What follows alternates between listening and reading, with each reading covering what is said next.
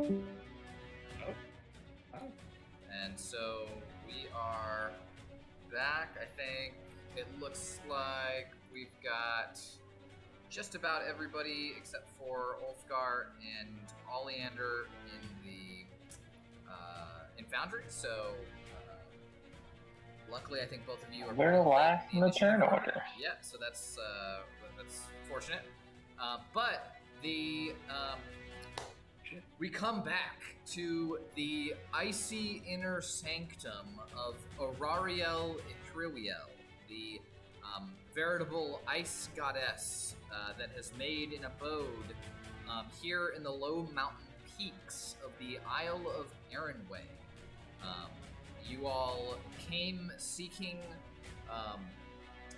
assistance initially from Anaji Golden Tusk with the blight issue that you all have been dealing with down in outside of Sonatron, and as the price of his service and assistance, Anaji named simply the recovery of his staff. And you all have come with him here and have recovered that staff. Trident, more like. However, as the battle unfolded between you all and the Ice Goddess, she unleashed a torrent of ferocious abilities against you all that took a heavy toll. And just after you all sundered the heart crystal ice formation in the center of her sanctum, she retaliated with one last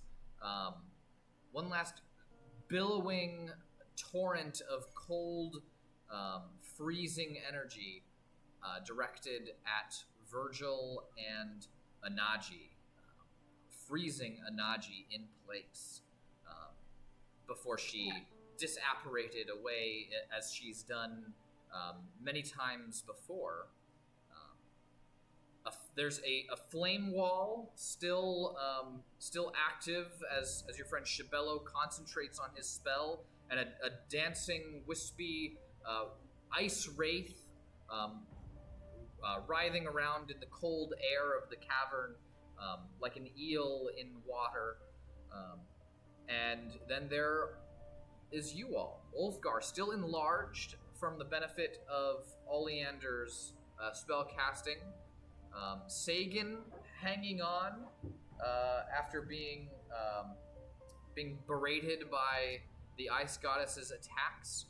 And Eulogy and Oliander already halfway up the slope leading back to the upper ridge. You all find yourselves still actively under threat from that ice wraith to the south. And I think we left off at the end of Aurariel's actions, where she cast that last spell and disappeared. And so that will turn, because then she used her lair action, and so that will turn the initiative over to Sagan. Sagan, what do you do?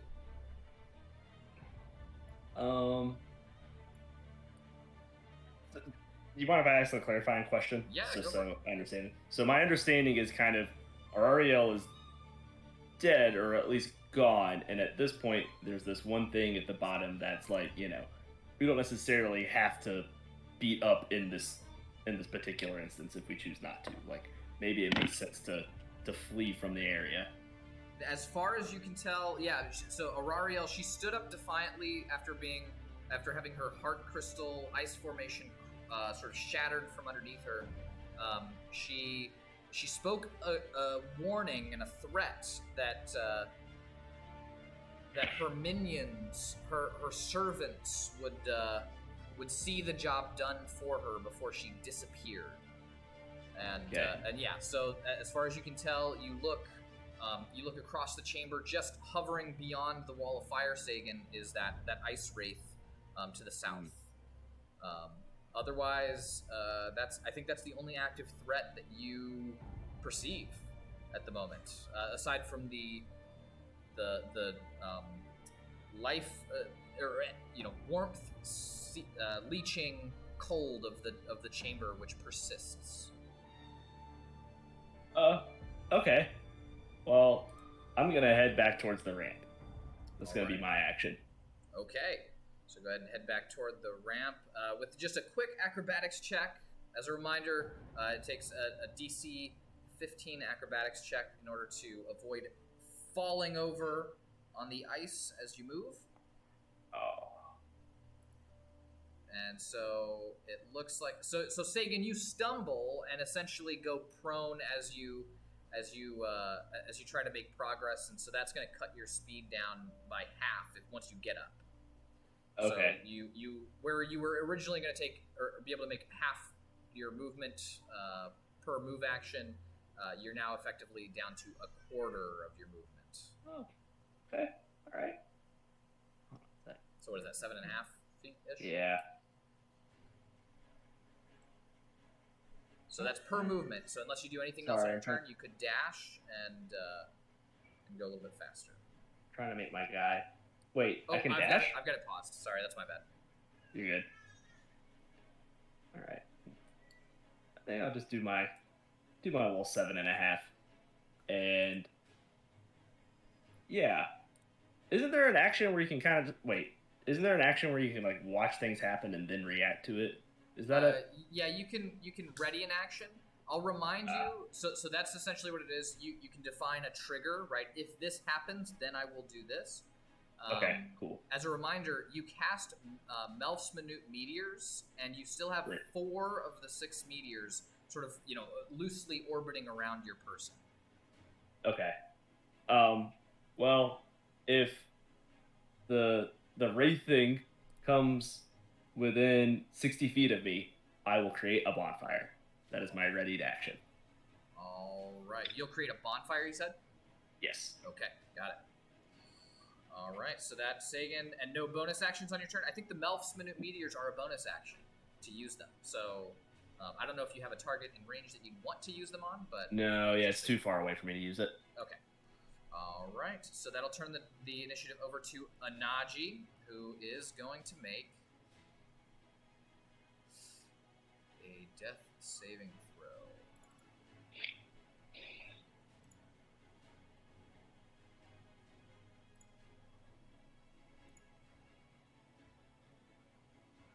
Okay. So that's going to be Anaji's turn. And then comes the Ice Wraith. Virgil, heads up, you are on deck. So, Shibello, down here in the southern end of the chamber, you see that Ice Wraith, it sort of had rocked back through the air as your flaming wall sprung into existence, and it uses its nimble movement speed to essentially just course its way around your wall of fire through the air, and it hovers directly around you, coming to assault you once again. And as it does, it gets this ability here. Yep. All right. So we're going to 10 quickly. All right, and I didn't roll at disadvantage, but it's not going to hit you anyway.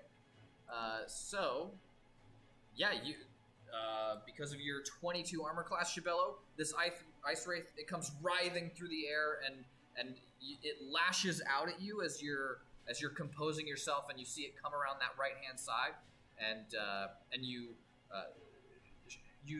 hold your broom up in one hand before realizing, that's not what I want to defend with, and you roll down and out of the way as it slithers right over you,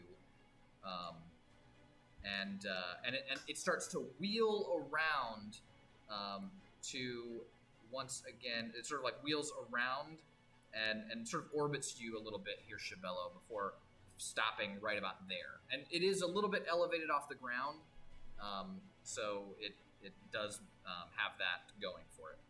But otherwise, that is going to be its turn. So that'll turn it over to Virgil. Shibello, you're on deck. So the guy we're saving. Oh, I think I need to mute you real quick. Sorry. All right, there you go. Anaji is frozen in place. He's not like in a block of ice. He has a sheen of almost like a dust. What looks like a dusting of ice, but his person is seems to be frozen in place. Okay, I call out to Ulfgar. Help me with Nadia. See if we can remove it from here. And then I'm gonna turn to try to help Shibello with the ice ring, threatening him by shooting a fiery blast at it. Okay.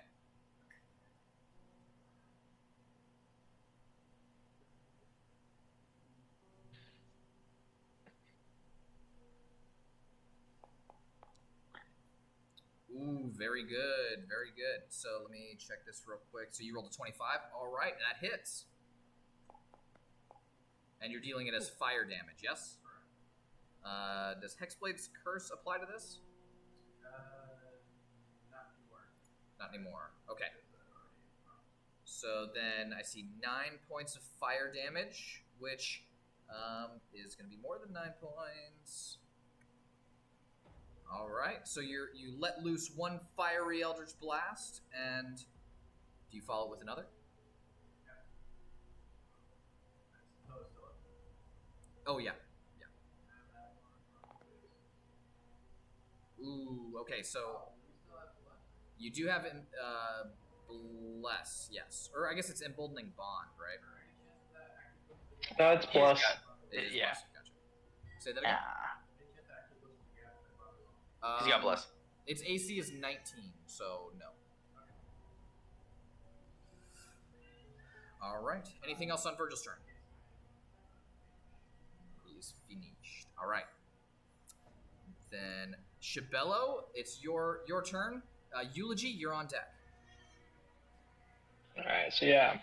Seeing the wraith that's been hounding him, and Virgil blasting at him and everything, like Boromir says to Legolas in the Fellowship, he's just like, Virgil, take this thing out! As he's running away. So he's gonna use his action to hop on his broom. And then he's going to move to go check on Anaji. Provoking an attack. Okay. Provoking an attack. Opportunity from the Icy Wraith. They're near him at disadvantage. I won't forget this time. And with disadvantage, it hits you this time. So I'll need a Constitution saving throw from you, Shibello. Ooh. As its icy jaws clench down around you.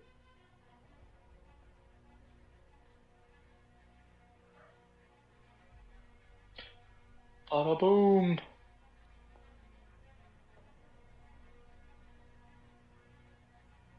Alright, so a 21. Okay, a 21 is going to save.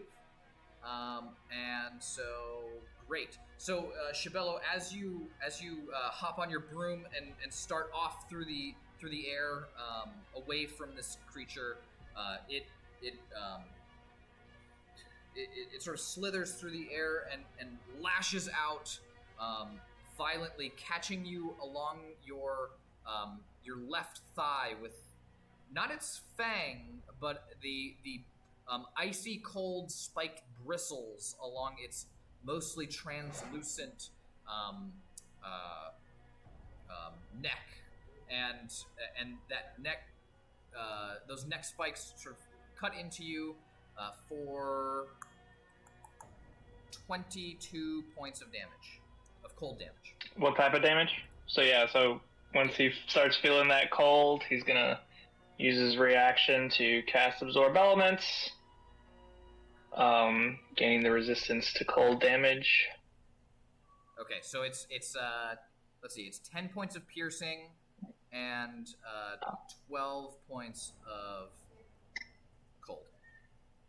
Oh, well, you should have clarified that. Then I guess can I not do that? Yeah, you can opt not to do that. Yeah. Yeah, I'll just take the damage. It's -6 isn't that big, but Okay. it helps for me. So, blah! He'll take the hit, but keep on moving.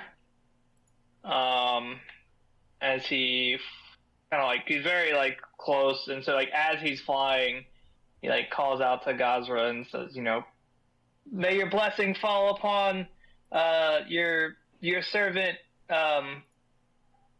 Anaji. He's gonna fly like right up to Anaji, and with like as he's flying, cast as bonus action Healing Word.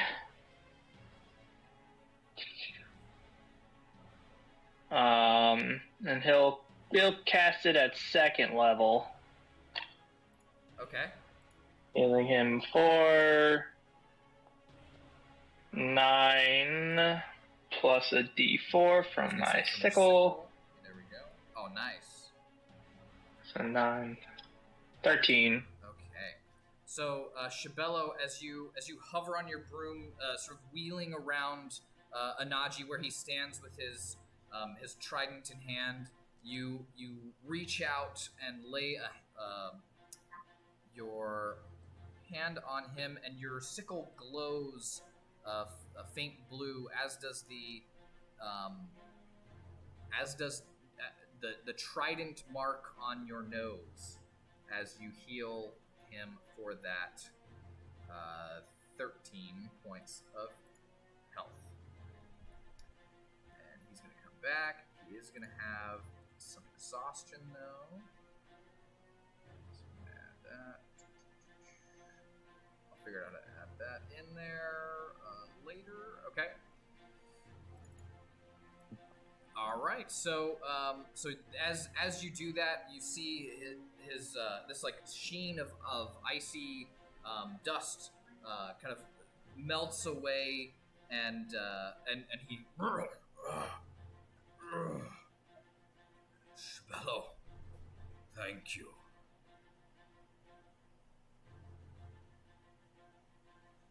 Yes, I've told you I have your back, Anaji, and wasn't gonna let that witch keep you here. It would seem my trust was not misplaced. Thank you. All right, Shibello, anything else on your turn? End of Shibello's turn. All right, Eulogy, that brings it to you. Oliander, be ready. Eulogy will first take his move action. Alright, and so what's acrobatics?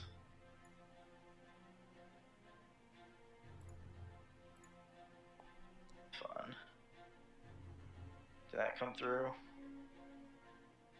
I don't see it in the main thing, but I do see the 8. So, yeah, unfortunately, Eulogy, you fumble as you try to scramble up this icy slope. Though, as you do, you feel, as you sort of start to falter, you feel, for the first time, almost like noticing for the first time, these fiery wings, like, still sprouting from your back, 5 of them, give a little beat, and they almost pick you up from where you had started to fall. All right. And so you do not trip. Nice. Do I move the regular 15 then? Yes, you do. Nice. All right. So Eulogy, with feeling a little lighter in his step, he will move the 15, and then he's going to call out while playing his bass lute. He's going to call out to Virgil, and he's going to say, Virgil, Regathiel is here with us! And he's going to cast Healing Word at 1st level, targeting Virgil. Hey, nice. Solid. For 8 points of healing. And he was actually strumming on his strings with his wand, which he will then whip out and point at the Ice Wraith. And he's going to say, "Feel Regathiel's love, Ice Wraith." He's going to cast Firebolt at him. Ooh, nice. Let's see. Okay, unfortunately your firebolt flies wide. Ugh. And Regathiel's not for everybody, but I'll... Say that And again? then he said, "Regathiel's not for everybody, but I'll convert you later." And I guess you might then... not have actually line of sight to where it is, because it's only it's halfway down that slope on the far side there. So you probably Oh, have line I of sight see. anyway, but all good. Well, Yeah. there's that. All right, and so Eulogy is going to call out to the rest of the group again. He's going to say, "Come on, let us continue!" And hasted and feeling his own vibe, he's going to take another, or he's going to take dash action to move another 15 feet. Okay. And I'll say, because you didn't have line of sight, I'll refund you that firebolt if you still want to use your action for something else. Ooh.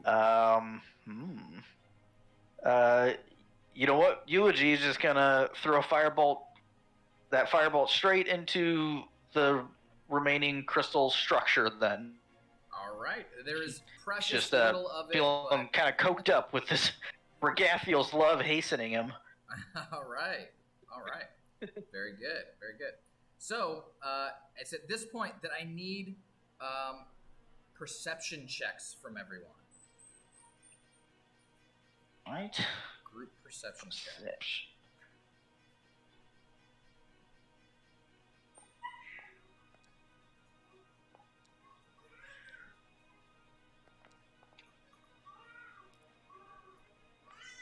All right.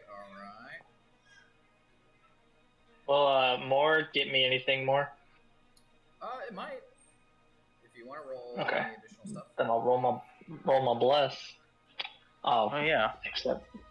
I am blessed too. Oh no, my foundry froze.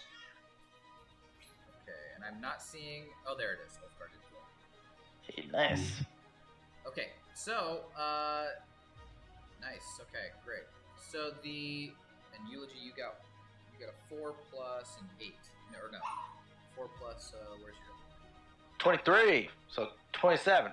Oh, nice. Okay, so Eulogy, as you turn around to fire off that firebolt, and Shibello, as you Leave it. are, and Shibello, as you turn, you're in conversation with Inaji, you hear something, just barely, and what the two of you hear is the sound of scrambling and scratching on ice coming from up above. Ooh. And when if you were to look up, the two of you would see the long neck of a white reptilian creature craning down through one of the open crevices in the icy ceiling up above, and descending down, and that's sort of to the northish area, in a little bit further north from where Sagan's standing, and on the basically directly over where the ice crystal was before it was destroyed. You see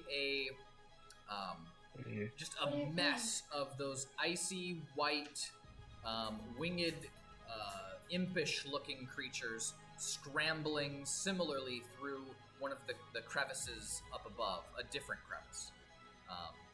And they seem to be making their way into the chamber that you guys are in. Can we speak? Yeah, you can. Like, call out? Yeah. Alright, yeah. So, yeah, she'll be like, "There's more coming above us!" So everyone says, "Look out!" Get ready! All right. And keep running!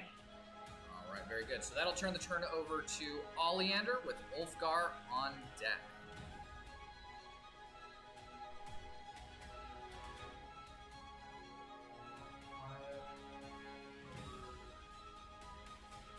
Here. I will sort of hide myself along that wall right there, and ready in action to shoot anything coming down the stairs. Ready in action to shoot anything coming downstairs. All right, very good.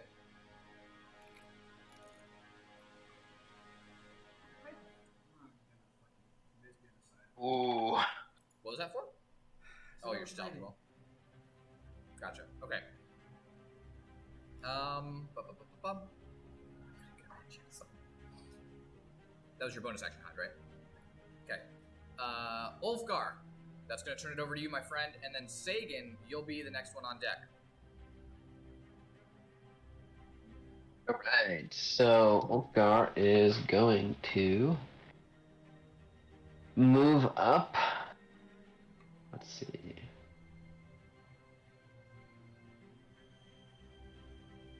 What's the one where I can... How do I do the thing where I can, like, move and check my distance at the same time?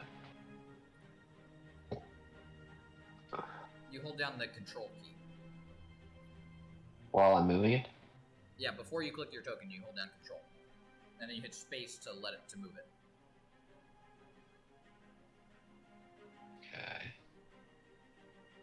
So I can move 12.5 feet. Oh. And then Ulfgar is going to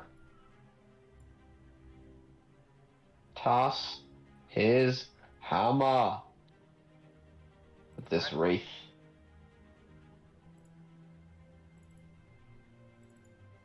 Okay.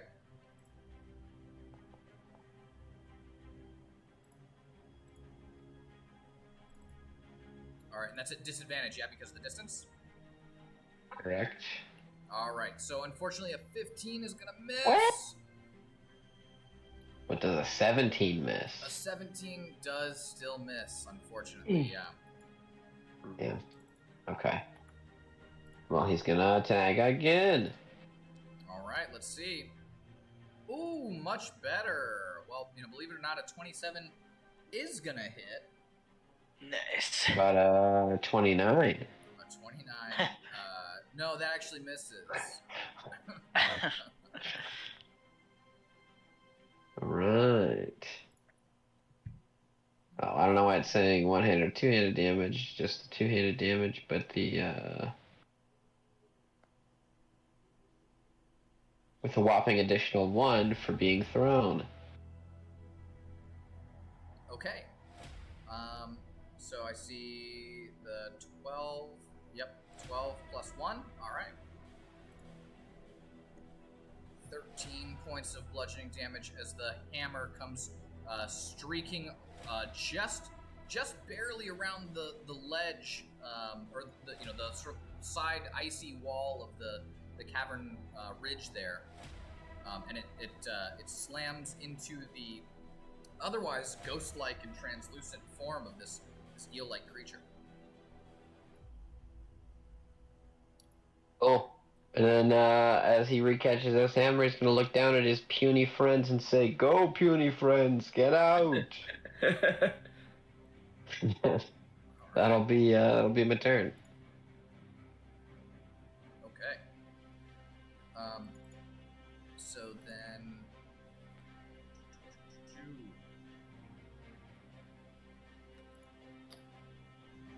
got it. Okay. Question. Yeah. What's up? Are we in dim light?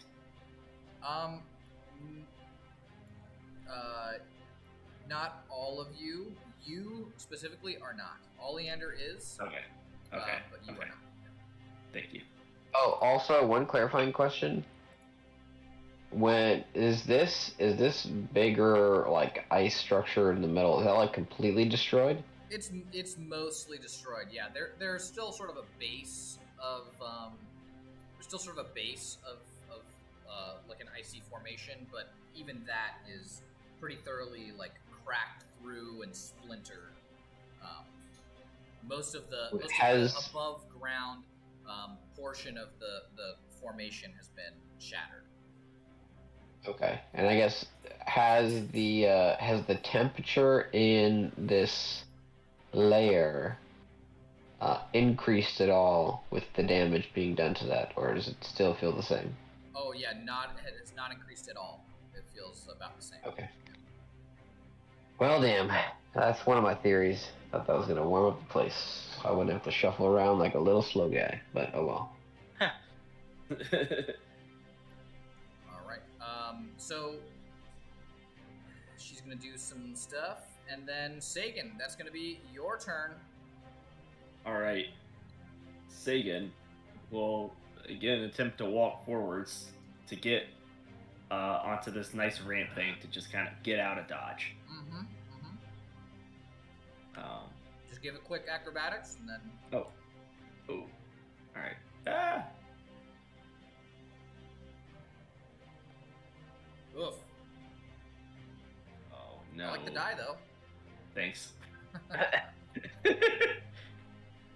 All right. So unfortunately, yeah, Sagan has, scrambling almost too hastily. It seems he falters on the ice as he tries to head toward the ramp. But yeah, you can dash and still make half of your move. Okay, I'll use a dash. Sagan will zoom confidently despite the fall that everybody saw.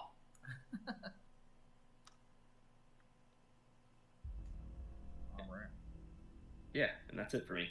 That's it. All right. Keep in mind you do have your minute meteors that are a bonus action. Yeah.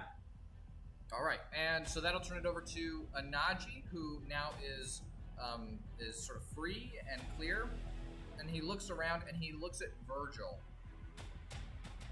and he says, "Virgil, you're not looking so good." Yeah.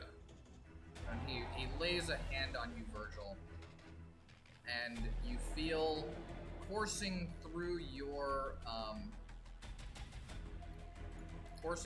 body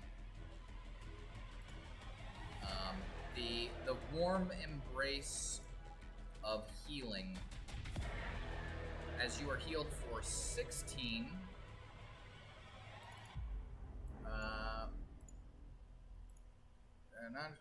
16, and he gets, you're healed for 16 points of health.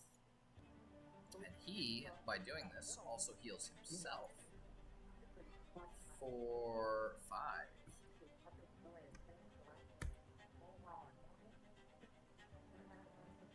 All right. So he does this to bestow some more vitality upon Virgil, and then he turns to Shibello and says, "Come now, let's be away from this place." And he, you see, he holds his staff up in the air, and he whirls it around his head in 3 big swings. And as he does, there's this like wind that kicks up around you all, and just need to do a quick measurement.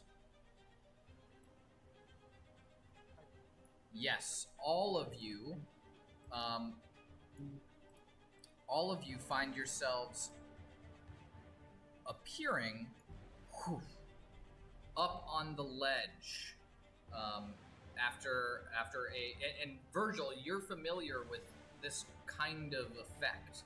You've done it yourself a few times, or something like it, and so it's familiar to you. But Ulfgar and Shibello, that was a little trippy.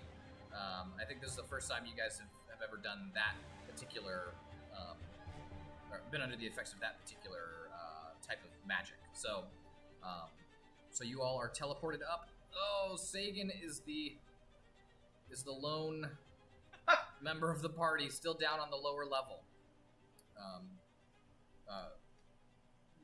But as Anaji realizes this, he turns to Shibello and he says, "Do you think you might go help Sagan up?"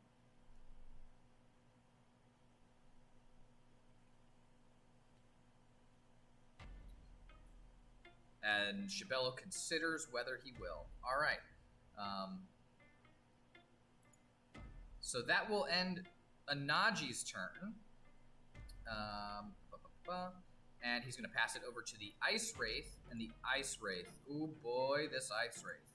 It's going to shoot up and over the ridge. And it is going to come straight at Virgil. As the closest of you all. And it is going to try and bite you, Virgil, as it streaks through the area. Reaction. Ooh, reaction. Okay. Yeah. Alright, so Eulogy expending one of his bardic inspiration is going to use cutting words, and he's going to say, "You look like a limp noodle frosty dick that's going to melt if you get too close to Regathiel's chosen."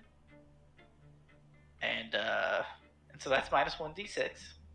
All right, let's roll it. Okay, alright, solid. Okay. And Virgil, your AC is 21. So, Virgil, this creature comes coursing over the ledge, and with a faint whispering of the wind in its path, it opens its maw in your direction, and you hear Virgil let out this supporting jibe, and the Ice Wraith it stops just short of you, and its eyes or its head seems to turn in Eulogy's direction right before it would have made contact with you, and you use your Regathian longsword to then just boom bat the creature away, and its momentum carries it forward just a little bit in this direction, so it ends up on that side of it, on the northeast side. All right, and so that will be its turn. Sending it to Virgil. Shibello, you are on deck. So since it's within reach of my sword, I go ahead and swing my blade, having been pumped up by Eulogy's enthusiasm for Regathiel. All right.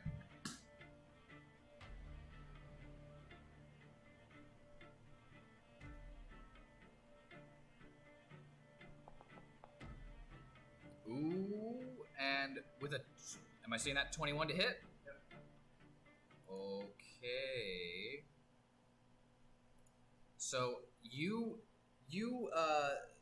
Virgil, you follow up your parry with a ferocious downstrike of your Regathian longsword, and you see exactly where you're gonna hit it, and right before your blade strikes it, faster than you could have imagined, it courses its whole body quickly as it slithers through the air out of the path of your burning blade. And it is going to then continue moving, actually, out over this ridge area, and it's going to climb just a little bit. Just a little bit as it coils itself up in the air just off that ridge. So it expended its reaction to do that. Anything else on your turn? Well,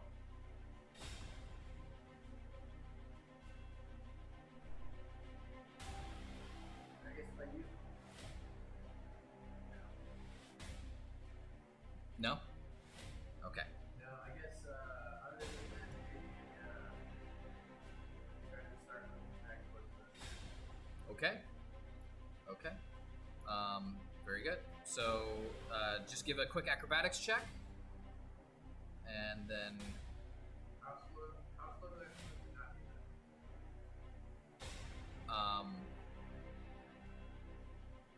I mean, I guess it'd be a quarter of your speed, which is how fast you would move if you failed anyway. So might as well try. Yes. Yeah, well, an acrobatics check, yeah. Ooh. Do you have advantage on dexterity saves? You want to just roll that again? Okay, so a 12 is gonna just miss, and so you falter, but I think you already moved that 7.5, yeah?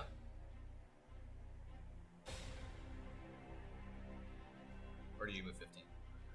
Okay, so you just lose a little bit of that movement.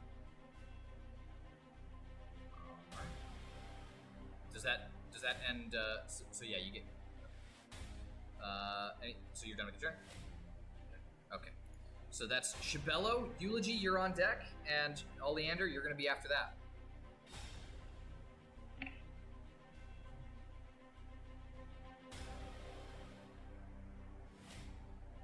Shibello. Did we lose you? I can't hear you if you're talking.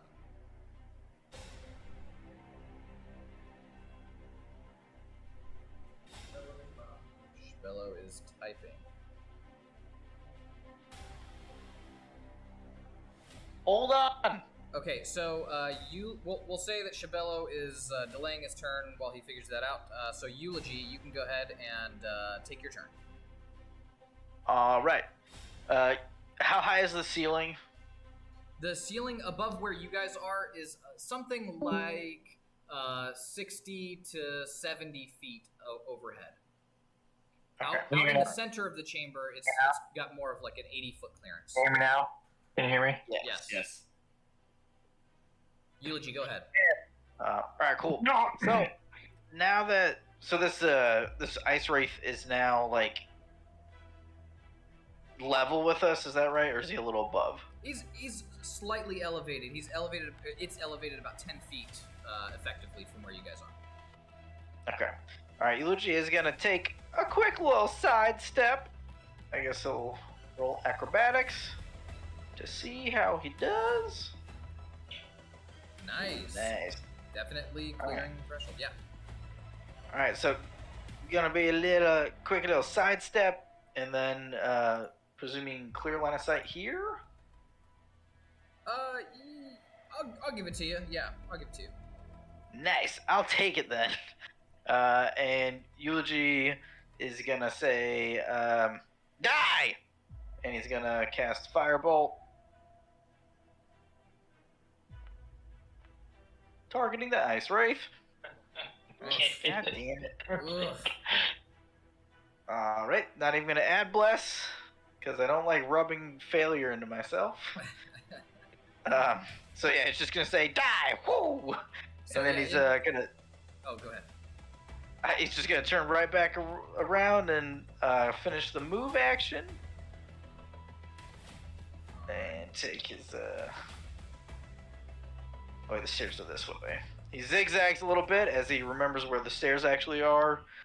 And then he's gonna, while hasted, take the dash action in order to continue going. And as he does, he's gonna shout to the rest of the group, make sure to keep watching out above us! And he himself will also look above to kind of like track those little thingies. Yep. So I think at this point you guys would all be able to see where they are. And so there's 5 kind of descending down here in the center of the chamber, and then there is the dragon overhead over there. So he's about 80 feet high. These are all about 70 feet high. Okay, nice. All right. So then that'll turn it over to Shibello. What do you do? So Shibello, you can hear me now, looking around at himself more injured than he's ever been, and his friends also injured, and the enemies coming abound. He's gonna then all of a sudden click to him, and he's gonna look at Virgil. He's like, "Virgil, just teleport us out of here. I don't think this is with everyone fumbling on the ice and the more enemies. I think that's probably the safest bet." And he'll say that, and then he'll use Produce Flame to throw a little fireball at the wraith that we've been trying to hit forever.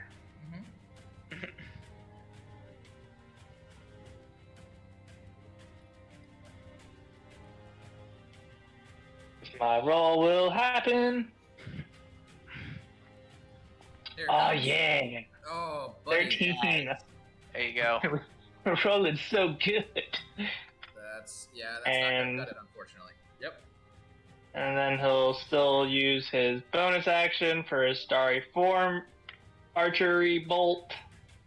Hoping that's gonna be better. Oh, my thing is just going super slow. Oh my god. Double 4. Alright, fuck all of this. Yeah. But yeah, That's. he's gonna. Go ahead. Sorry. Yeah, he's gonna say that to Virgil, and then he's gonna also say, "But I'm gonna go try to help Sagan get up here faster." So he's gonna like zoom down on his broom. 30 feet.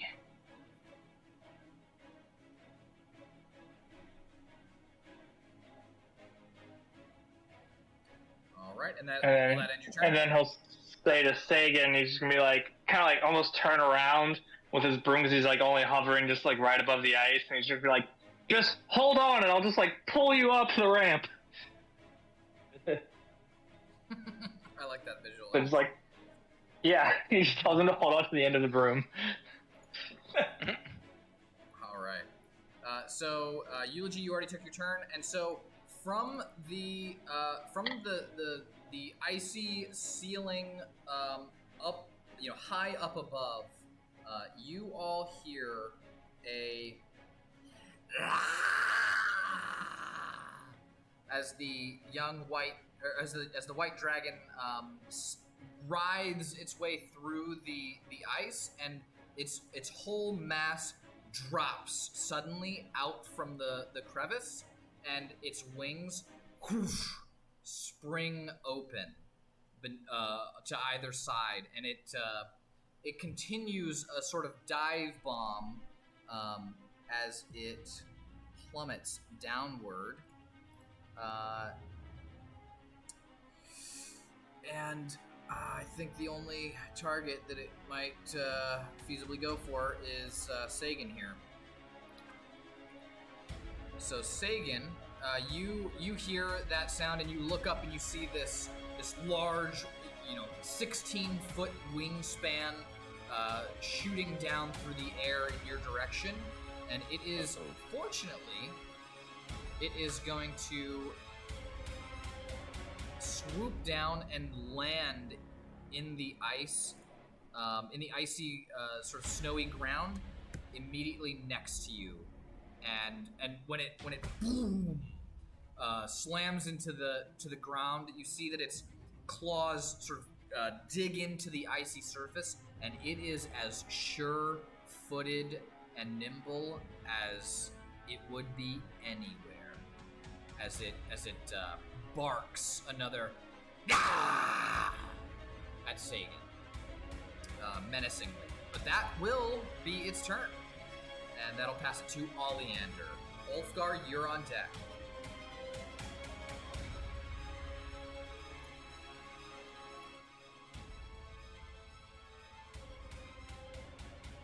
I'm going to fire at Scary Bird. Fire at Scary Bird. All right. Yeah, I'll give you line of sight there. Yeah. Okay, I'm roll one.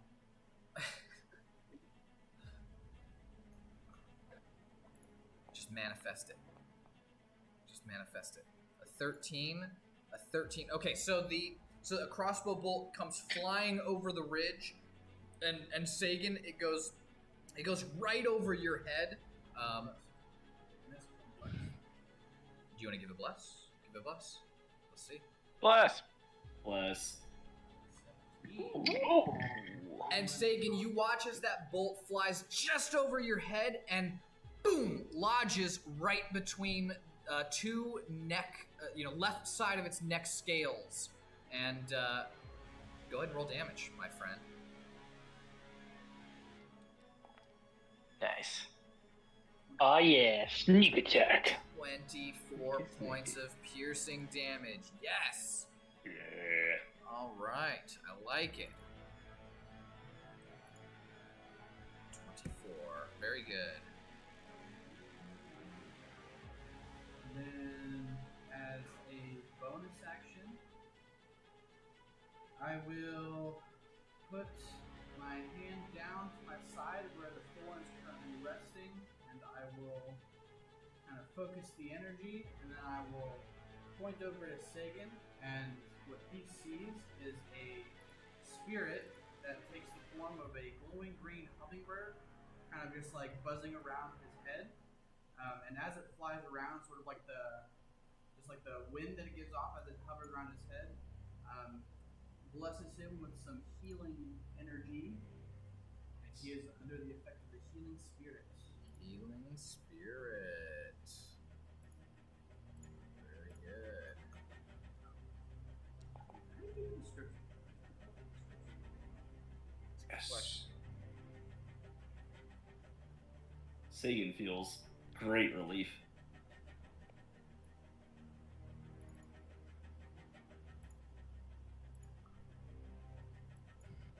Okay.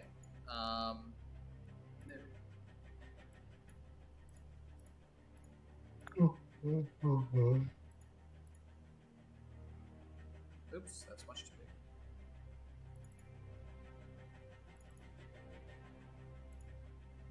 All right. So, and did you already do the roll for his benefit?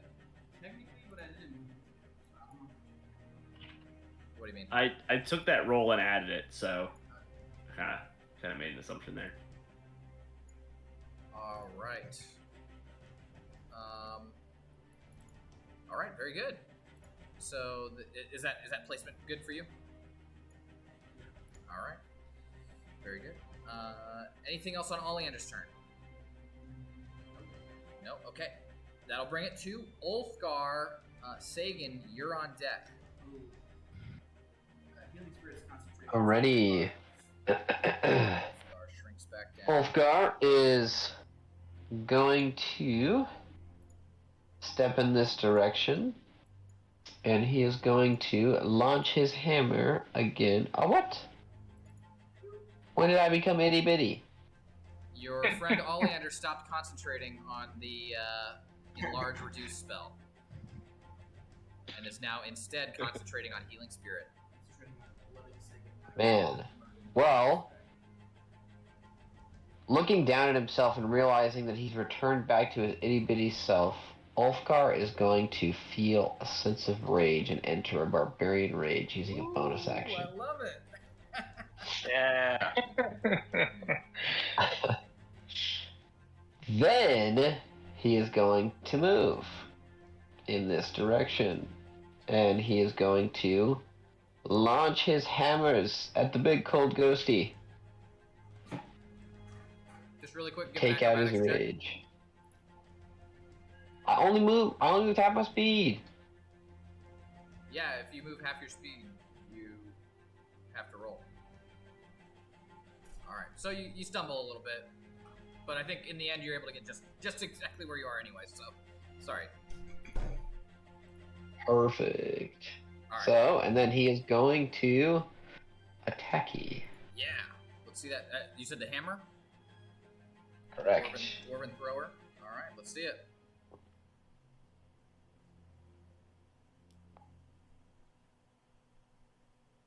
All right.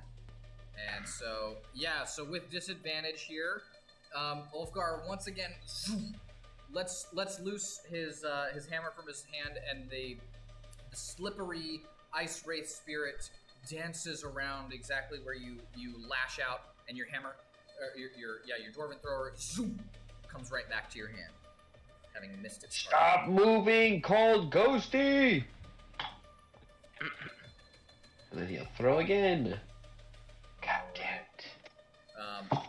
So this time, much the same result. But when it comes back to your hand, it slams back in, and feeling that sense of frustration, you drop it on the floor real quick. You fumble it out of your hands, and it falls to the icy floor. But you're able to scoop it back up, no problem. Well, that's my turn. If I was really mean, A 1 and a 2, guys. A 1 and a 2. Well, I rolled also 2 I have a fours. plus 11. I have a plus 11 to hit with this sucker. Yeah. Anyways, I'm not complaining. My turn's over. Okay. All right. Well, hey, that will turn it over to Sagan. Your turn. Sagan aggressively rubs his hands together in both excitement and acknowledgement of he's going to do a really good and powerful thing. And he will cast Create Bonfire. Nice. All right. Oh, wait, I wasn't supposed to roll those yet. Oh, no. Well, It's a I just got excited. dexterity. It's okay. It's okay. So dexterity 14. All right. Spells over there. So for 2d8s. Got it. Okay.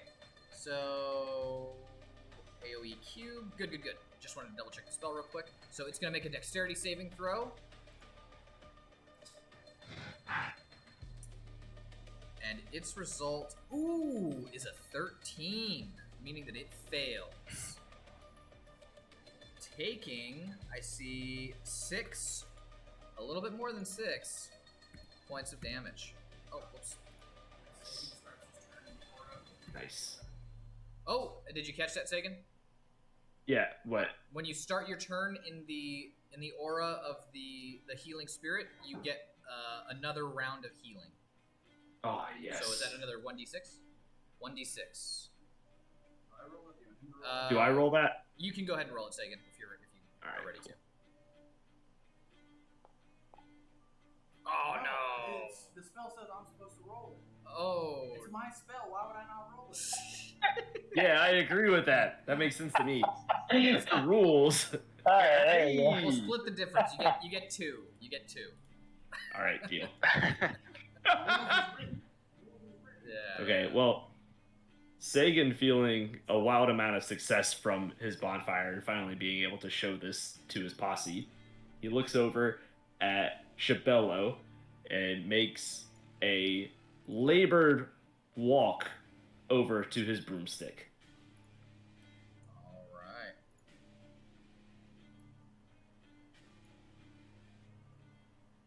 And he gets on it. Give a quick acrobatics check. I know it's painful. Oh, hey. There you go. All right. Perfect. I'll do the grasp, hold the back, and I'm gonna, sled you up. Like a sled. All right, I sidle up very close to Shibello.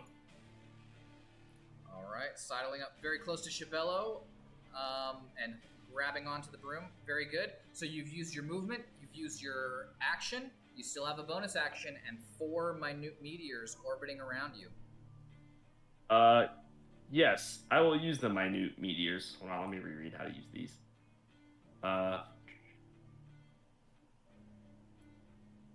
Yeah, I'll use 2 of those. All right. So that's an attack roll for each one, or a dexterity saving throw for each one. Dexterity saving throw.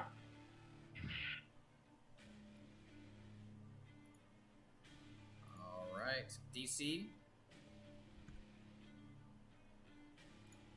Is it still DC 14? Yeah, sorry, yes. All right. Dexterity saving throw. So it's first one. It's gonna give a 22 for save. So I think that one still deals half damage. And the second is going to be an 18. Okay, so berated by fiery spells all around, this white dragon, it finds it within itself to dodge around on the ice as Sagan desperately, sort of one hand clasped onto the broom, his other hand scooping up meteors orbiting around him and just tossing them out in its direction. It still takes how much damage, Sagan?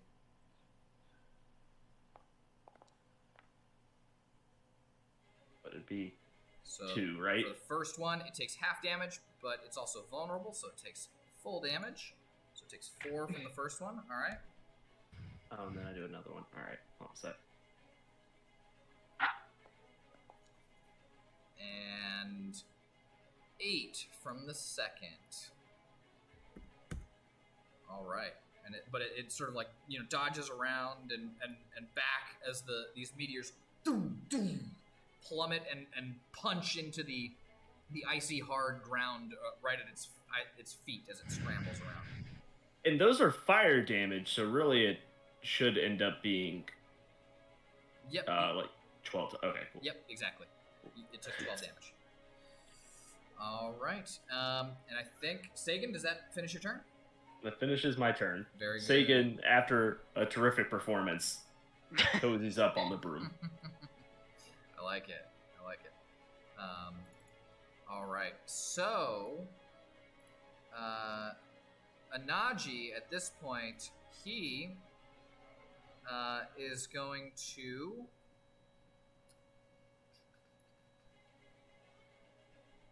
He is going to hold his trident before him, and he is going to... That moves within 10 feet. Let me see what the range... Alright, he's going to hold his trident vertically in front of him, with its 3 prongs facing outward from him, and he is going to speak a prayer to Hyjarth, is who he says, right? Hyjarth, grant us the protection of your spiritual guardians. Do this for us in our hour of need, I beseech you, O unfathomable one. And as he says this, springing into existence,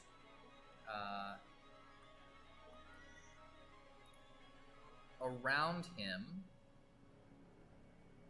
is a 15-foot sort of, in 15 feet in any direction, these spectral forms of they resemble almost like angelic mermaids, if I had to describe them, and they swirl around in no clear pattern all around Anaji, and he beckons all of you, come to me. And I'm just double checking here. Yep, that is. So then he's actually gonna move a little bit. Needs a quick acrobatics check, and he succeeds. And he's gonna use his acrobatics check to move just there between Virgil and Ulfgar. All right. And so that will make up Anaji's turn, and that will turn it over to the Ice Wraith there. Just wanting to get this up real quick. It's going to be 15, 5. Apologies, give me 1 second.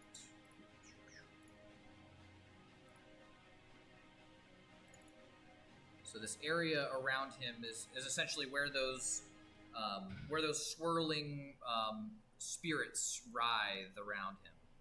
And there we go. All right, great. So that's going to be his turn. And then the Ice Wraith. So the Ice Wraith, unperturbed by the threats and clearly zeroed in on Ulfgar as its main kind of harasser. It's gonna spit through the air straight towards Ulfgar, and as it approaches, it is going to.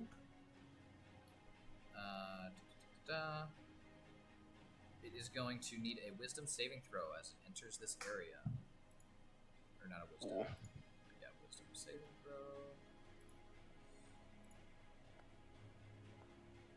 And although it does succeed, it takes half damage on.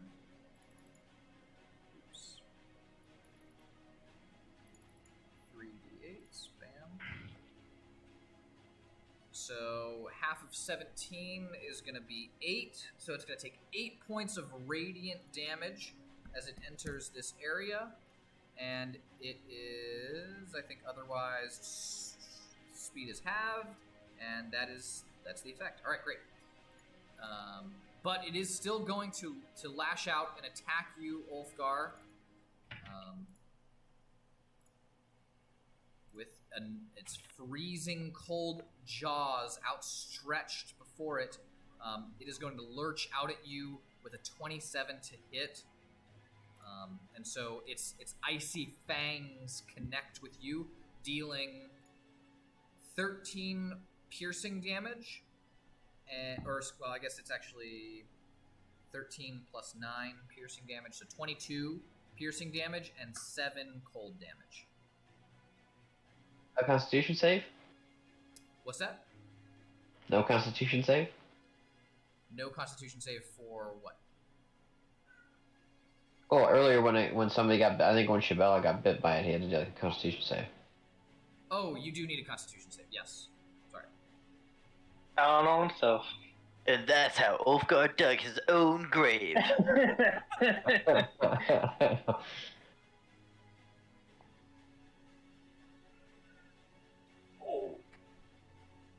Yeah, I mean, with the 23, you succeed. Ulfgar just wanted to show off. That's what it was. Ulfgar just wanted to show off. His immaculate. Oh, I figured out. It sounded like you were giving the full damage. I felt like I wasn't giving my due. Yeah. So yeah, you take that 22 points of piercing and 7 points of cold. Oh, it's the same damage? Yeah, I think you just added a potentially worse thing. Yeah, the Constitution save is. Oh. Oh well. Okay, so you said 22 and 7? 22 so and total 7. 29? Yep. Which I think so you half all of that and take 14 points of damage, right? You said how many? 14? 14? Yeah. Because you're raging right now, right? Correcto. Let's just add this so we can have it on the board. Yeah. Look All at right. that rage icon.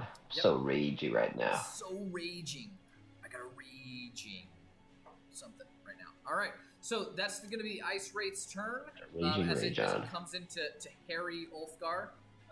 Virgil, the turn's going to pass to you. Shibello, you're on deck. Icy Snake Dig.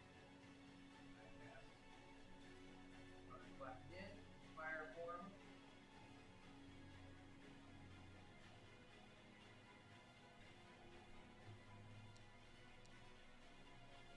Ooh, with a 24 and a 28, just in case, your Eldritch Blast, the fiery explosion of energy, comes bolting out of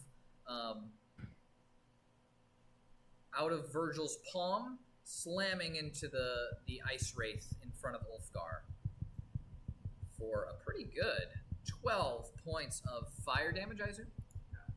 All right. So 12 points of fire damage, and that fiery blast punches straight through the open and spread fangs of the Ice Wraith, and almost like it was swallowing the firebolt. Its fiery emanations burst in all directions as its Ice Wraith form is dissipated before the fire of Orgathiel. I want to move 10 feet over here. After all, I think. Move 10 feet. You do not, my friend. And I am going to cast my second Eldritch Blast at Dragon Dude over there. Is it in range? Yeah, probably. Yep, it is. Great, yeah.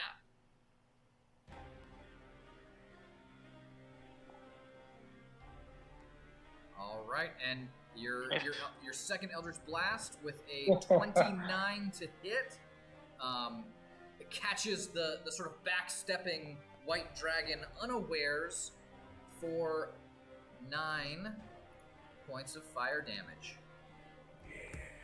I can get us out of here if everybody moves up to me. What'd he say? Really? Yeah, but it also really Yeah, what I couldn't hear actually what he was saying. Make sure everybody's willing. Is that what we want to do? Do we want to teleport to Sinatron? What's? Can we get a translator? Yeah, I can't hear him. Icon. Oh, wait. Can you guys hear us? I hear you, and I also hear that you can't hear him, and I also can't hear him. But I'm curious to know if anybody else who's nearer to him can be as a translator. But, do we still want to teleport to Sinatron or just walk out of here? So help me God, if you teleport me to Sunatron again, I'm gonna be so mad. Shibello says, no, yeah, teleport us. To That's Shibello's Sunatron? opinion. We're going back there anyway. Was that the plan? That better have been the plan. I'll be so mad if that wasn't the plan. We gotta hike somewhere for 2 days. Well, what was Naji's plan? Naji told us to group to him. All right, Shibello, it's your turn. Alright, Shibello, trusting, feeling that we're gonna do that thing, he's going to fly, drag Sagan along, like a little sled pulling him along, right up next to... Sagan actually sidled up very close to Shibello, so... Right up next to Virgil.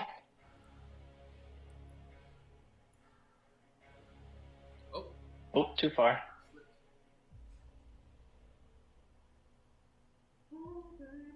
You got it taken? There you Yeah, sorry. go. All right. And then he's gonna, like, tell Sagan, put your hand on Virgil. And so that was just my movement, right? Yep. Alright, so then as an action, he's gonna hold out his sickle and, call forth his favorite friends as he conjures animals, asking them to help. Oh yeah, asking them to help in protecting our retreat. Okay. And what level do you? He's gonna do the 8, so he's gonna get a bunch of the fuckers. And then, are these things still flying, or are they like come down to the ground? They are flying. They're all about 30 feet up in the air. Alright, well he's still, he'll summon the 8, which is I think quarter CR. Yep, that's right. And then he's gonna summon 4 of them around the, it's pretty good distance. Yeah. 4 of them around the dragon-y thing.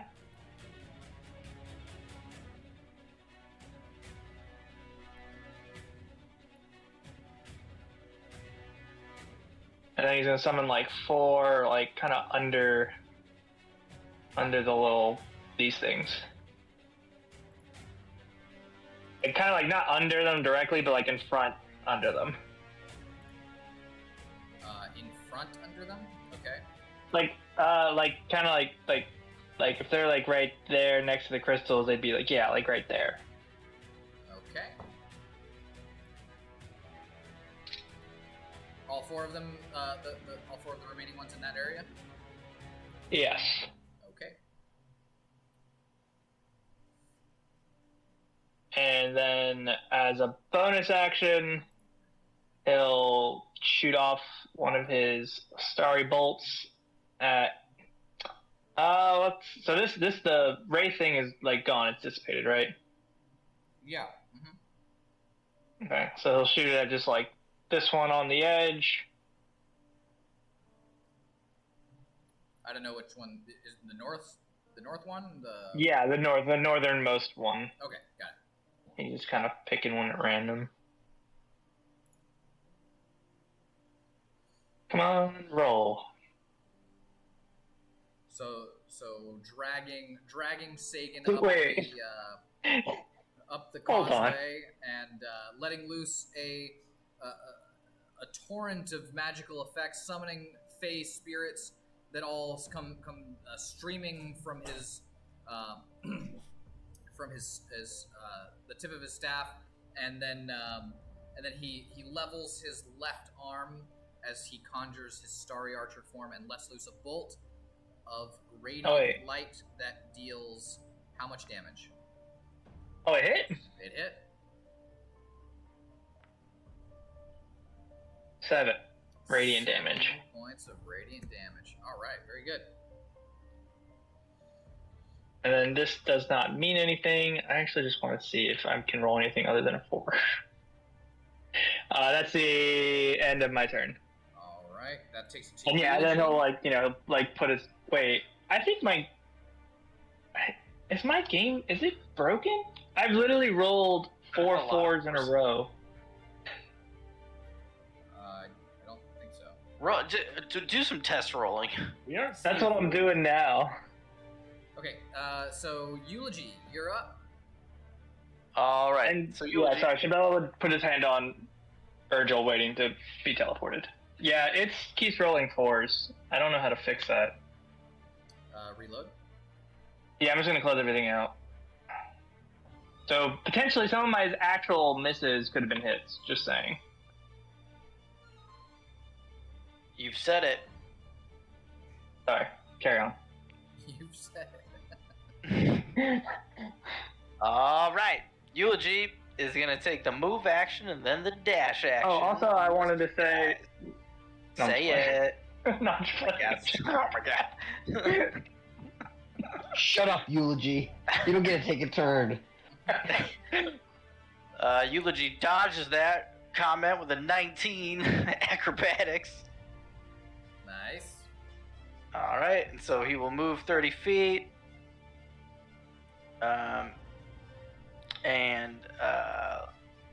Okay, so 30 feet, so they got nothing. All right, so Eulogy, I guess, as his action, he's gonna squirm his arms as much as he can to touch both Virgil and Anaji, and he's gonna say, "Wait, are we coming around both of you or one of you?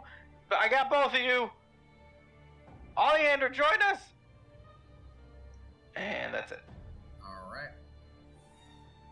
So with Eulogy's turn ending, the dragon down on the cavern floor, it beats its wings twice as it lifts itself up in the air, and it is going to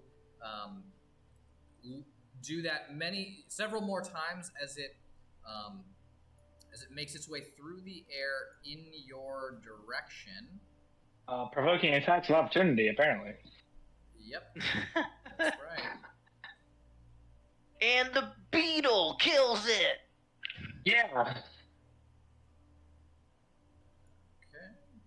Just taking a second.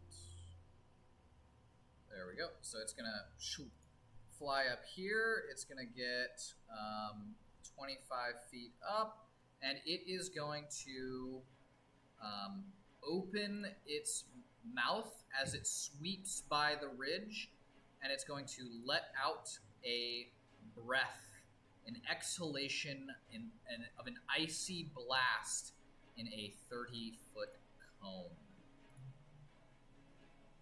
And it is going to do that. Oh, whoops. Yeah, that way. Nope, it's already on the map. Can't change it. Can't change it. Sorry. Alright,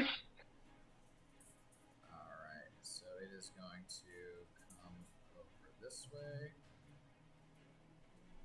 Oh goodness, my tabletop is slowing down big time. Why is it doing that? Alright, we all know who's gonna get hit by it. So yeah, I mean, we all know we need saves, I guess. Yeah.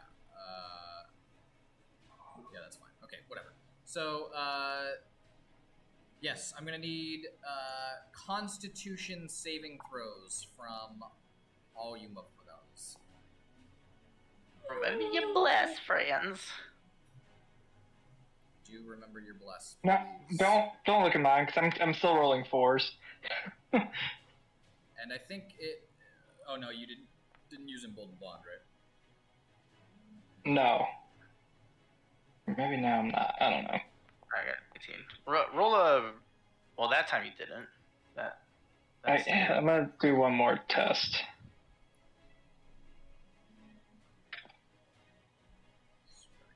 Okay, yeah, it's definitely okay. Okay, yeah, now it's back to not just rolling 4s. That is weird.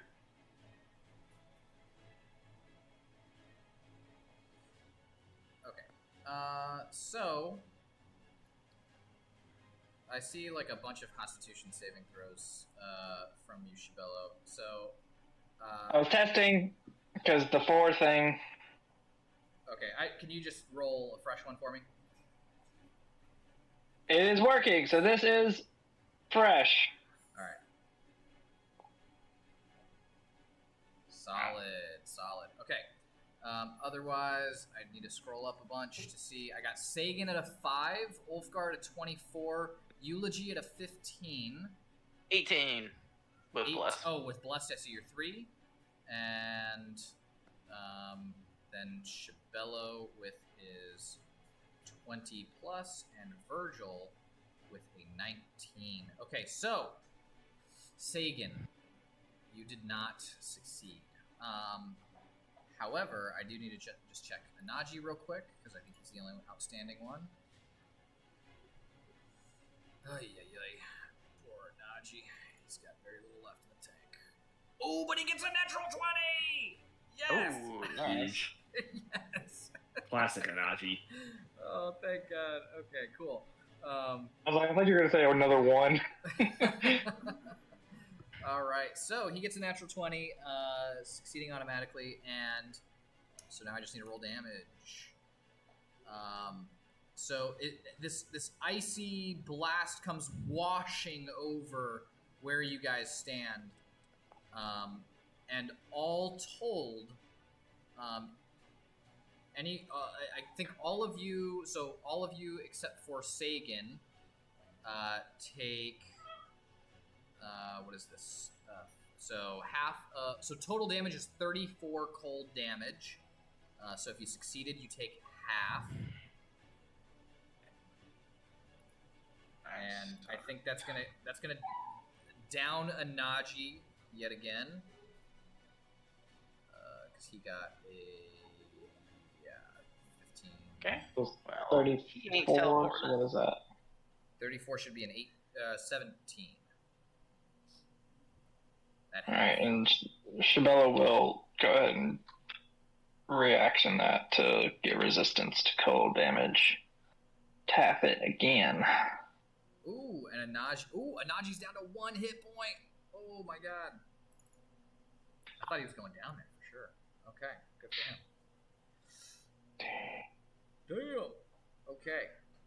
So flying through the air, this icy breath washes over all of you, and and the white dragon continues its flight just a bit further from that point, and that is going to be the end of its turn. However, these little pieces of poo here are going to get their go. Hey, you be nice to my conjured animals. Hey, can I ask a question? Sorry. So I took 34 damage, right? You did. This, And D&D doesn't do like over damage. I just take the 14 and bring myself down to 0. Correct? That's right. You only go down to 0, and your max hit points is what 30. Yeah. It was 38, 30. Yeah. So I was cooked. Yeah. Well, the hazard there was if you get dealt more damage than your maximum in one turn, you automatically die. So, fortunately for you, that did not happen. You should learn the absorb elements spell. Noted.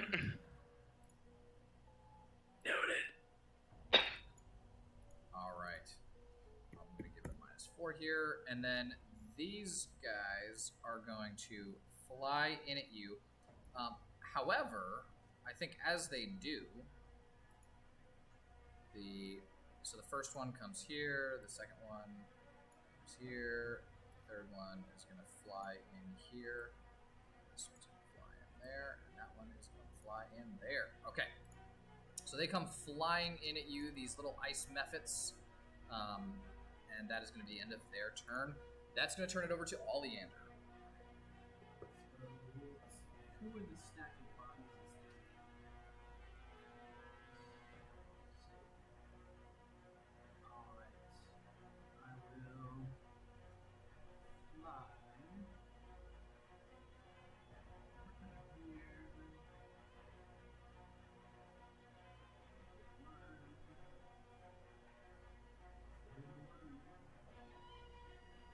I'll fly over here. And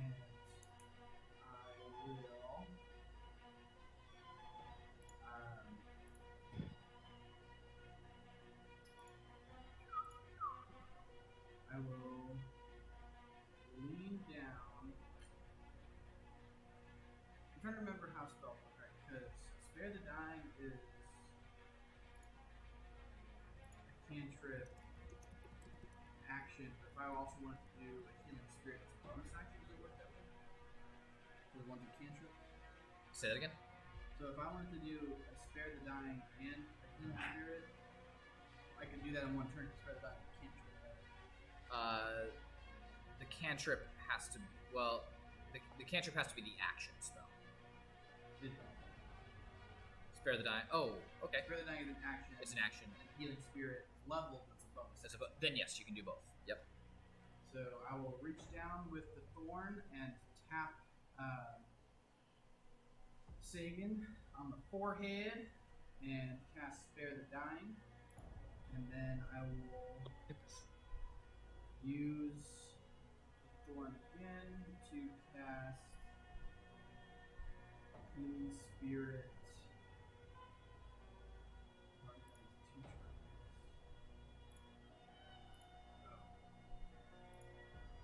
Slightly stronger version. So you can move that, just kind of hover over Sagan. It's 2d6 this time. 2d6 this time. And it's coming over Sagan here. Alright. And it'd be just in the middle of this pile. Alright. So for 7 points of healing. So Sagan goes from unconscious back up to 7 points of 7 hit points. Sagan, however, go ahead and give yourself 1 point of exhaustion as you come back from the edge. So real quick, how do I make my guy come back to life in D&D Beyond? If you click on his hit points, there should be an option still for healing. Got it. Okay. All right. And then exhaustion. Where would I find that at? That's a condition. I can add that for you, no problem. Oh, cool. Thanks, buddy. No problem. All right. So in the future, you can add it. There's a condition box underneath where your health is. I see it. Yeah, I found it now. And so is there anybody who's not touching Virgil right now? Who's not touching Virgil? Okay, Sagan, because he was unconscious. Sagan's unconscious, so he. I don't know that he ever said explicitly that he was touching Virgil, but yeah. I thought he was touching me. Sagan was touching Shibello. I'd assume that if he got knocked out, he probably fell off the broom, unfortunately. While I appreciate all of the affectionate caresses of your touches, you spell does not require physical touch. Oh, doesn't it? Yeah. But I feel reassured by all the physical contact from my peers. I specifically did not touch it. That's why I was asking the question. My turn. All right, Oleander wraps up his turn, and that'll pass it over to Ulfgar. Sagan, get ready. You're on deck.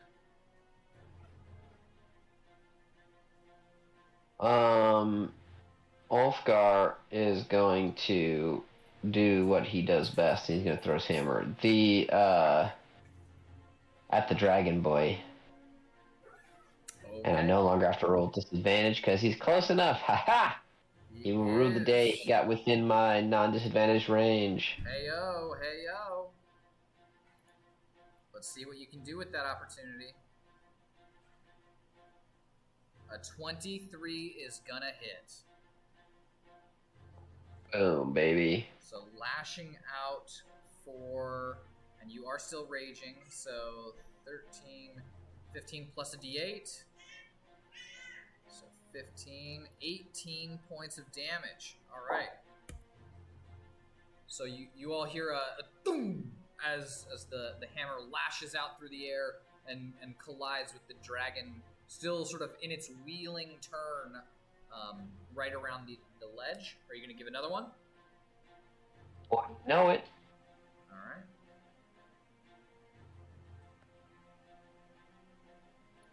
And with a 20, you're going to hit again.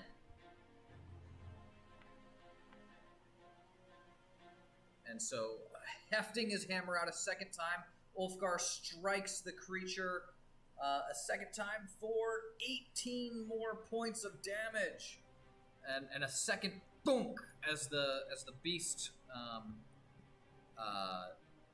struggles to maintain its flight path under this barrage. And after berating it a couple times with this hammer, Ulfgar will sort of look back at his teammates, and he'll say, "Are we sure we need to run? This dragon is pathetic." And then he will touch Porter's shoulder. But very proud of himself. Finally hit it. All right. Bam, bam. So it's about that point that you all hear the sound of stones clattering from up above down onto the icy ground next to you, and you turn around and you see the frost salamander clambering down the side of the icy wall with all 6 of its legs grabbing on the ledges and pulling itself step over step down the icy shelf. And let's see. Looking back, I think this is also the point where Eulogy, having sort of looked back at the stairs before, you might see a large furry cat calmly stepping its way down the stairs toward the chamber that you guys are in. And it's going to get about here before it's turned. All right. And then that'll pass. Eulogy will call out, "Oh, all the friends are coming. We're awesome, Ulfgar, but we gotta go." All right. So Sagan, that's gonna pass it to you, my friend. All right. Sagan looks around, sees the chaos unfolding, and casts Shield. Is that how that works, or is that somebody attacks? Yeah, reaction. Okay. Yeah. Sorry, Martin. Good. So I was gonna say, take my hand. Okay. Sagan takes Shibello's hand enthusiastically. All right, takes it enthusiastically. I like that. Anything else on your turn? now in turn. All right. So then that will pass it to Anaji, who on his turn, he is going to excuse me. He is going to use a one last spell. He's going to take his trident with both of his hands, and he's going to hold it overhead, and he speaks an incantation saying, like the dewdrops from the mighty leaf of Highjarth, I bless you all, and a sort of radiant wave of energy washes out from around him as he heals every one of you for 15 plus let's see, I think it's plus 15 plus 4, 19 points of health. Hey, imagine. I'll see. Including himself, fortunately, this time. Yes. Also gain 10%. Also gain Is this one was divided evenly amongst everybody? Or you all get that amount. I was just, I don't need any. So I feel like leaving me out of the game that's slightly more. All right. So with that, Anaji is going to he's going to sort of, with his deep poise, he looks up from his staff, and he looks at all of you, saying, "What's the play?" You said 19 points of damage? 19 points of healing. Yeah. I meant, yeah. I understand. Yep.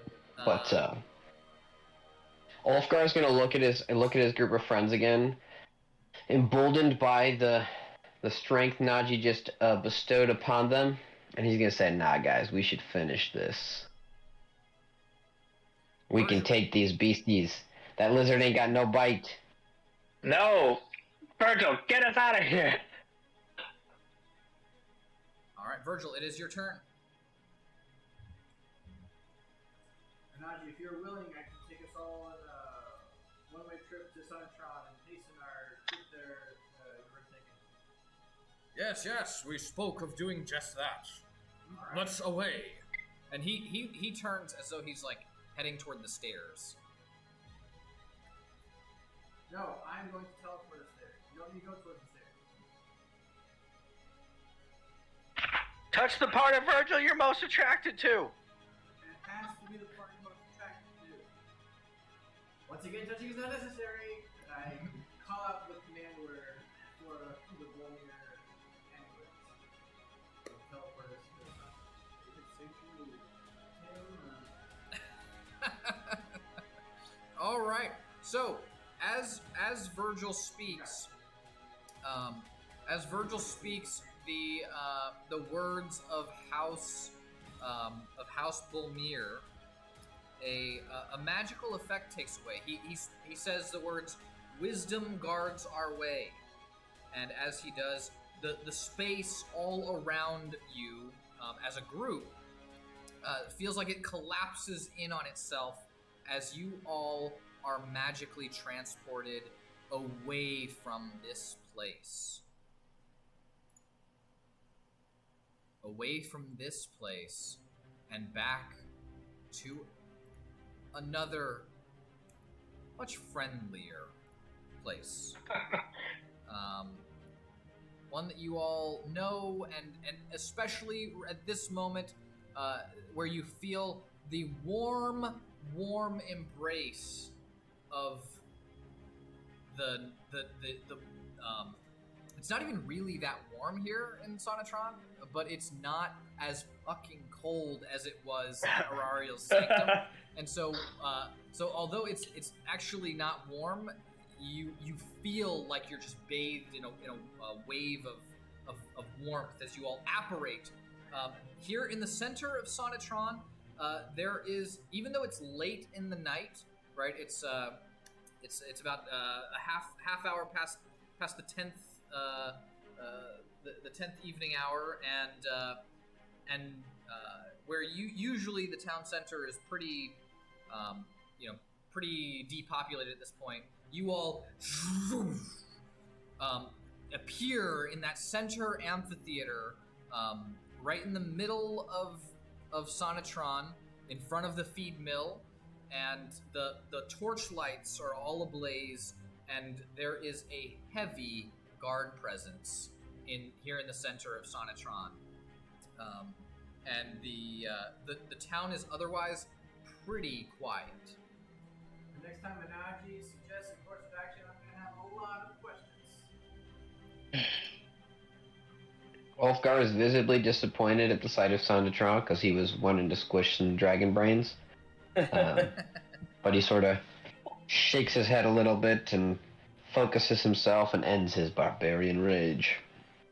Shibello, exhausted from using up most of his magic and also taking more damage than he normally ever has, is actually just kind of slowly sit down onto his butt and then just lay on the ground with his like in a starfish, just breathing heavily. All right. So splayed out on the ground is Shibello, Bright Tusk, yeah. So one of the guards looking on as you guys appear there in the center of town. They've been. It's almost like he's been told to expect something like this, and they perk up, and one of the guards comes sauntering over towards you all and says, "Master Virgil, you're back.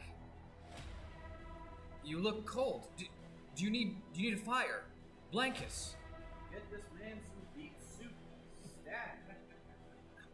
Fire and some warm beet ale. Warm beet Or ale. beet wine.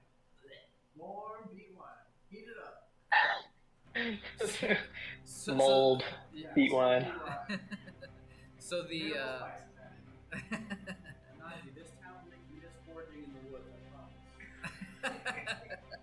Hey, we're moving up. So the feed mill is mostly closed at this point. There isn't really warm soup to be had, but there is a hearth fire still burning, and you all are able to sort of step inside.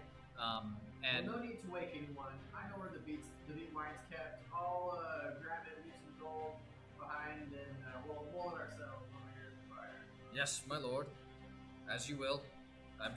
You'll just have to take it up with Delma, I guess. But I'm not worried about that one. my lord, and he turns. This guard sort of he turns and walks about 5 feet away, and then turns around and faces back towards you guys, and just like he's posted up guarding you all. I thought he was walking away, but I'm like, excuse me, did anything strange happen in town since we've been gone? Anything strange?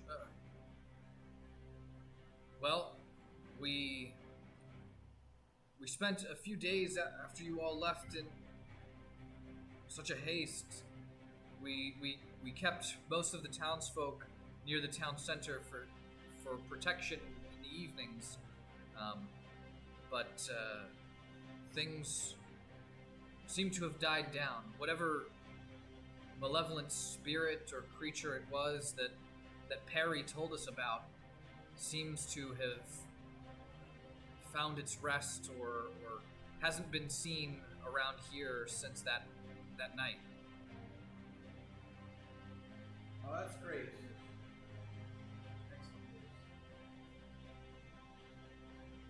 Yep. Yep. Virgil, turns out burning people does work, huh? Burning witch bitches work sometimes.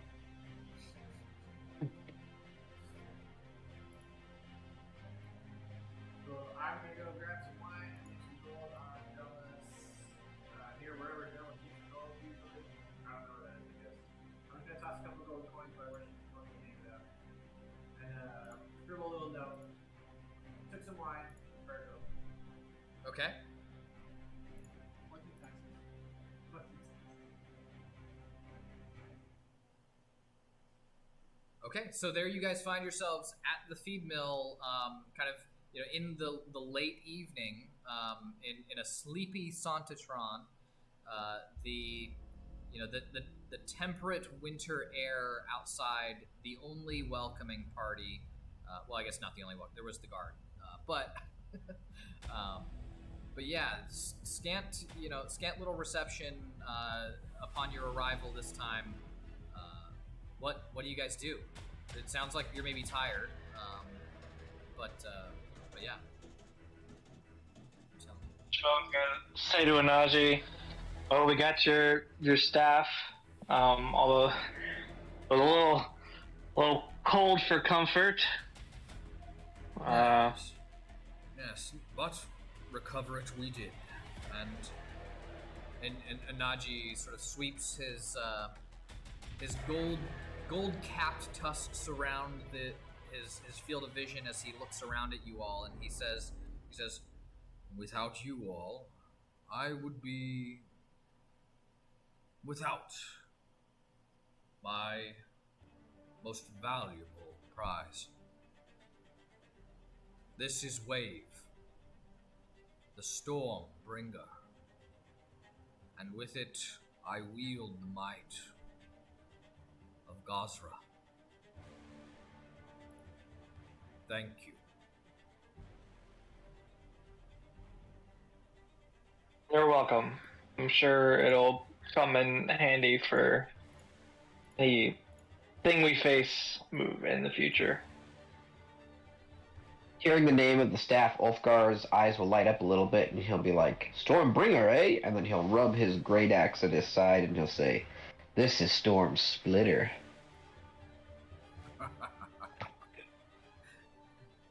Do you fancy a duel, then? Not right now. No, right now. I don't want to hurt you. You're my friend. Right now?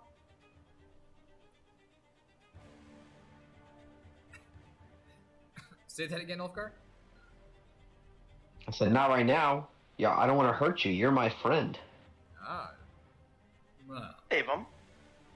I don't know if you heard, but I went toe-to-toe with that big ogre beast down at the Wildwood Lodge. I saw that. I was there. Yes, I saw. So you know what I'm capable of. That I do. And we'll spare Wave the indignity of coming into conflict with a weapon as choice as Storm Splitter. Yes. Oh, that's it all. All right. So what'll it be, gentlemen? Anything in particular that you guys want to do this evening? Any discussion to be had? I guess Shibello's just gonna say, I guess is the what we were gonna do after we got your retrieved your staff was go to visit the heart tree that we told you about. Is that still the plan? I don't see why that might have changed. Yes, that will be our plan. Very well. Well, I guess we can rest now. Yes. If these folk of Santatron, they seem pleasant enough, are safe, might I recommend and the Loxodon kind of sits back in his chair, and he's like grabbing at his trapezoid area, right, his shoulder, seeming like he's sort of massaging the rough hide of his shoulder. And he says, "I might benefit from a day or two's rest. It seems like I might not be the only one," he says as he looks over at Sagan. Yes, I know you guys got a lot taken out of you. Yeah, we can rest for as long as we need to be back in fighting shape, and then head to the place we need to go. I could certainly use a nice long night's sleep. Everyone complaining about their soreness, Ulfgar will look around and say, "You guys really need more stomach for combat, because I still think we had those guys. It was in the bag. We didn't need to run away. We were totally going to kill all those minions." Well, there are many minions out there that we need to make sure we're able to kill. And in some I ways, suppose. those are small frozen potatoes up there. But we could have neutered that ice witch. Oh, I'd say Well, I suppose the neutering had already happened, and I guess as long as we stay away from there, I don't know that she'll follow us. Will she, Anaji?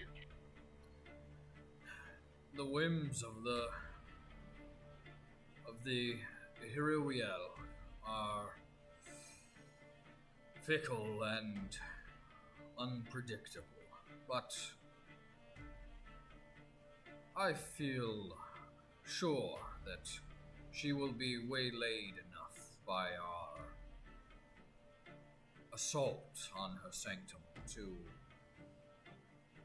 make her think again about whether this realm is really for her. Well, I like the sounds of that. And well, Ulfgar, how about this? Keep a log of all the creatures that you feel like you would have killed, and after we prevent the Earth from plummeting into total blight, we'll go out and we'll kill everything on your list. Huh?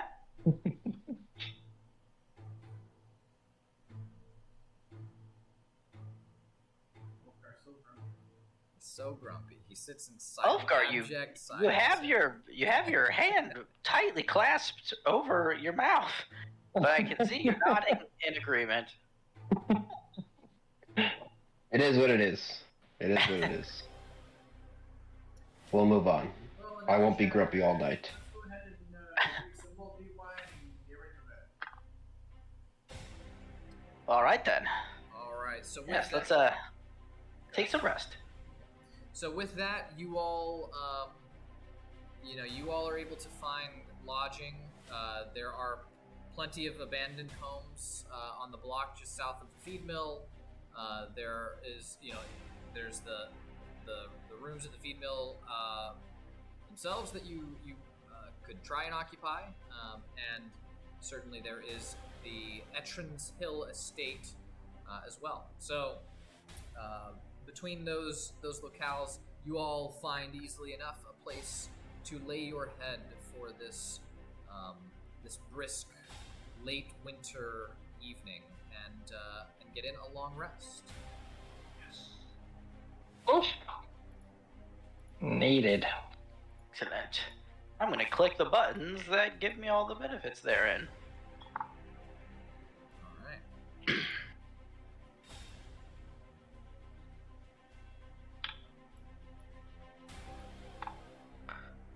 And in the morning, when everyone's gathering back together, Eulogy is going to use the Inspiring Leader feat. And let's see, you can choose up to 6 allies, including himself. 1, 2, 3, 4, 5. Eulogy will choose to give the bonus to everyone, including Anaji, except for himself. So that's 13 temporary hit points to everybody, and he's going to do it by giving a little performance on his concertina that he is not certain whether or not it retains any magical abilities, but it's nice and upbeat, and he's going to play that Snurf Neblin folk song. Okay. So yeah, by this point, Eulogy, you would have been able to discern that your concertina indeed does not retain its magical characteristics. Does it sound good at least? It sounds good, yeah. All right. Yeah, well, if you like concertina music, yeah, sure. Eulogy thinks to himself with each note he plays, and that's a copper, that's a copper, copper, here's a copper, that's a silver, copper. Thinking about how expensive this high-pitched instrument was. Is that with the magical abilities depleted? Does that mean that we don't get the additional hit points? No, you do, because that's part of it's a feat that Eulogy has. Alright, then I'm not worried about the magical abilities, but I do appreciate the beautiful music. Nice. It was 12 temporary hit points? 13! 13 bitches? That's what I'm talking about. Oh, yeah. How do you add oh, never mind. All right. So yes, after a long rest, is there any discussion that you guys want to have amongst any mix of yourselves, either at some point in the evening or upon regrouping in the morning? Eulogy, if you have the time, I have still the items I recovered from the cave. You mind looking over them for me? Oh, yeah, absolutely. Alright. Go ahead and give me the one you think is going to be the coolest. How about that? I'm going to go with Arcane Scroll, but, I mean, there's only two, so I'm just going to also give you the potion, because we need to know what they do. Okay, nice. Eulogy will ritual cast Identify. All right. So yes. Oh, that's why I have the pearl. Sorry, I have a pearl in my inventory, and I was like, "What the hell is this for?" It's for Identify. Gotcha. So Eulogy, you spend that time to ritually identify those two items, and you identify the scroll that Oliander had given you first as a scroll of prismatic wall. Oh. That scroll can be used to summon a damn near indestructible magical barrier. How big? I don't have that on hand, but it's I want to say up to 60 feet length, roughly, with like 10 foot by 10 foot panels, similar to other wall spells. That's cool. I think we can double check that, but yeah. So the scroll is a scroll of prismatic wall, and the potion is one of. Give me 1 second. Is a potion of supreme healing. Oh. That's really quite something, Oliander. Both of these are pretty great. What do you think about giving our new friend Sagan one of them, and then not giving our other new friend Ajani either? I am definitely down for not giving Naji any. Sorry, I didn't hear that. I definitely don't want to give Naji anything. Good man. I like your style. Well, I guess now this illusory or this prismatic wall, and then in meta speak, in order to use a scroll, you have to be able to cast the spell normally. Is that right? It needs to be on your class's spell list. Okay, that's right. I wonder if this spell might be what we should give to Sagan. At least I think he might be able to cast this type of magic. I know I can't. Yeah, makes sense to me. Doesn't do me any good. All right. And then Sagan, go ahead and give me an Arcana check. Okay. What do you get? Checked. A 20. Okay, so Sagan, you are familiar. You know, when Eulogy describes the effects of the spell, although he himself has never encountered this spell before, as he describes the sense that he got about how it functions, you put the puzzle pieces together to understand what that spell is. That it's Prismatic Wall, and you recognize that as a 9th level spell, one of the most powerful abjuration spells that can be cast. I do need one of these in my collection. Thank you, Oleander and Eulogy, for this great gift. I will put it to great use, as I am the only one here who could even begin to imagine wielding such power. Oh, well, that's wonderful. I guess it's a little weird how you phrase that, but I remember it's not all your fault. You were brought up a certain way, went to certain schools. That's just what they do. I wish I could put up a prismatic wall for some of the things you say, but I'll just settle for you having the scroll. Thank you, Eulogy. You won't regret this decision. I haven't yet. Well, Oliander, I guess. I suppose it seemed like you didn't get hurt at all last fight, and I took only a couple of small hits. Do you think perhaps Virgil might be in need of that potion of supreme healing? Not a chance in hell. Don't chew with your mouth full. This bad boy. Don't worry about it. Oh, all right. Works out just fine. It's not entirely selfish. I am very mobile, and meta speak, I can use objects as a bonus action. So, meta speak. Well, wow. You talked so fast, but it all made so much sense to me. Interesting.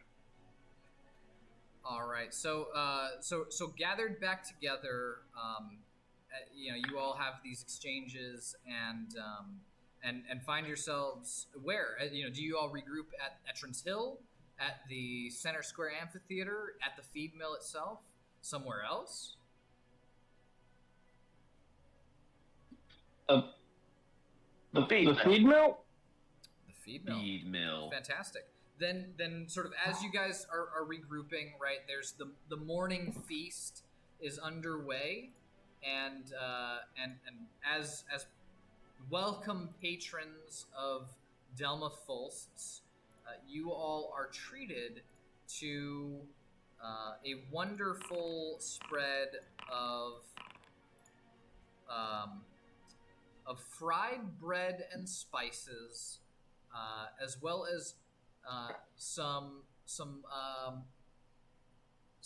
beer bread that was soaked the night before and glazed just this morning, as well as some yak butter that Amora boasts.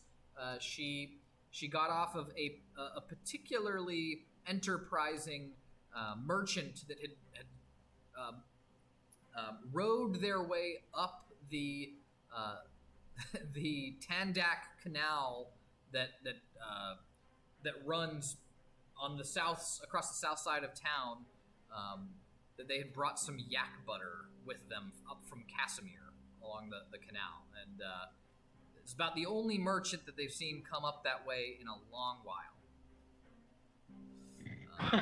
So, just to clarify, because it sounds like this might be the fanciest meal we've ever eaten in Saint-Tron. Is it noticeably better than normal? Yeah, there are no beets. Oh! Wow. Ulfgar will grin widely at this meal, and he'll sort of belly chuckle. Ho, ho, ho. Oh, Virgil, you're really turning this town around. This food, so much better than the usual wares. Oh, this is exciting. Thank you so much, Delma. Saffron is a town/small city on the rise. Is it though? Is it? Yes, it definitely is. Most certainly is. A small city. Has anybody ever used that term to describe Armstrong? I'm using that term right now. All right. So over breakfast, you all have a hope. If you think it's good, great. If not, Amora would probably have some choice words for you. But yeah, so there you guys are, regrouped and well fed. I think all of you have had the opportunity to recover your exhaustion, and so yeah, with ostensibly no immediate threat. What is it that you guys are going to set about doing? And actually, there is a shrine of gods in town if you want to take a look at them before we head out to Blood and Forest. I think I will, yes. Shibello would go with him. Very good. Yes. Eulogy will seek an opportunity to talk to Virgil one-on-one. All right. So Anaji and Shibello rise from the table and both grabbing their staves. Shibello's staff looking especially quaint by comparison to this magnificent trident. Sickle. It's a sickle. Oh, right. You don't have a staff anymore. Yeah, your sickle. Excuse me. I guess I didn't describe it. But his trident is quite magnificent. It has sort of spiraling motifs of different scaled fish forms engraved and embossed along the staff's haft, and toward the top, where it splays out into the three prongs of the trident. There's sort of a trim styled in the form of a wave, a roiling wave, and then it sort of curves inward up to the 3 points of the trident. So it's a seeing it now under no duress and with the benefit of a good night's sleep in a friendly town, you can't help but notice just how beautifully crafted his trident is. But nonetheless, Shibello and Anaji walk off. Virgil, you said you were wanting to catch Virgil's ear.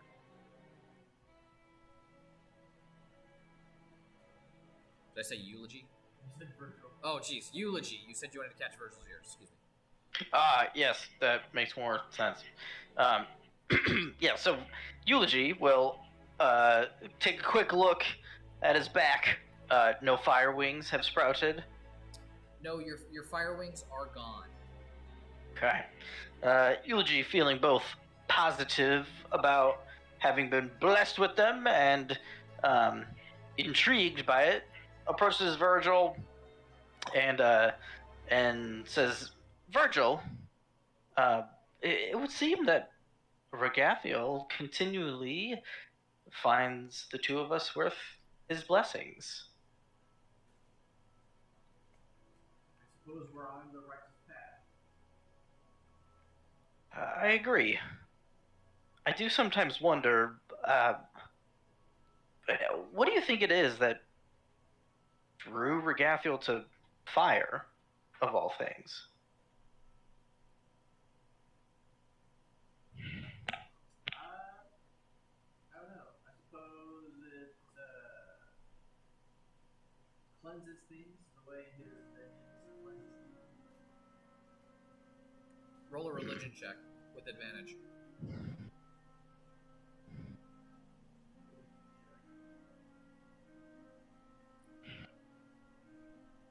Is that Virgil roll? Or... Yes, Virgil. Oh, I see. He's wrong. Okay.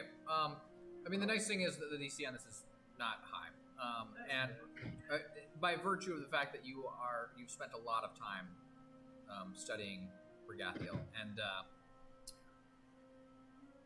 a simple fact sort of emerges in your mind, and that is that that Regathiel is the son of one of the archdevils of the Nine Hells.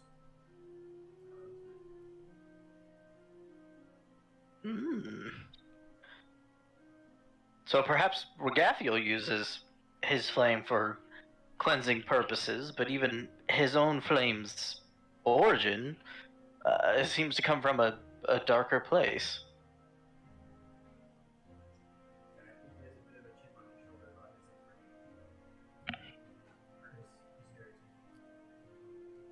upbringing. I assume you're mumbling a prayer to Regathiel, because I couldn't hear that, but I suppose he But might yes. have a chip on his shoulder from his upbringing. I still can't hear. I'm sorry. I think Yeah, the can music. Virgil turn on mic? Can you hear me now? Kind of. Could you cut the music, maybe, Bruce? You just sound really far away. Really, Yeah, is what it sounds like he's in another room. Sounds like we're being picked up by him, not us. But my mic. No, I've been having issues, so I'm not test. Oh no, I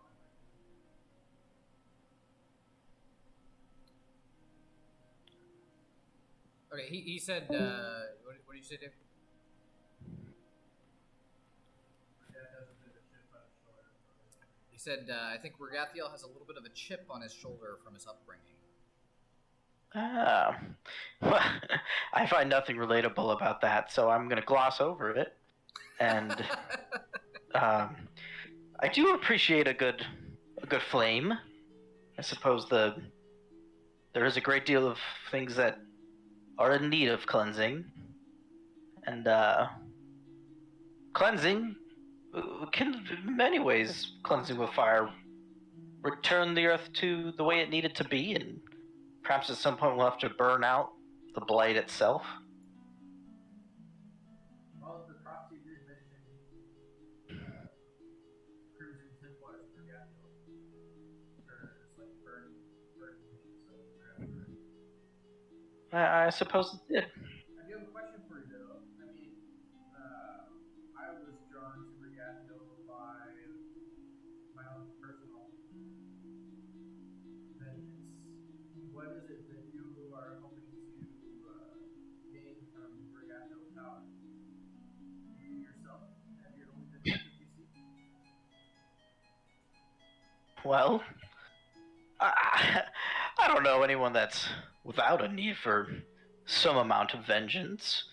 And I guess in some ways the things that I see needing cleansed by flame are both personal and in some ways impersonal. For example, what's happening with Oliander and his people. I think there's something there that needs to be burned out. And, well, I guess I didn't specifically seek Regathiel out myself, but he saw fit to seek me out. And I guess one way or another, he likes the way I might use the flame, so I suppose I could trust my own instincts, even if it's gotten me in trouble in the past. Well, I myself hope to own my own power so I can someday with vengeance on those that destroy my family. I also don't find that relatable at all.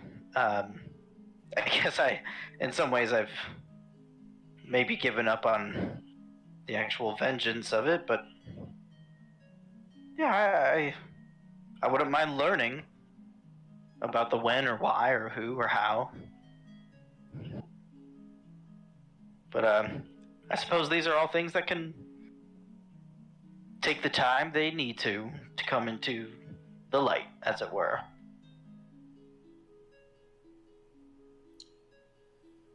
All right. So while the conversation between Eulogy and Virgil continues, Shibello, you sort of went off with Anaji to the shrine of Gazra, the old shrine, on the west side of town, and as you guys go, you can't help but notice as he's striding through this otherwise,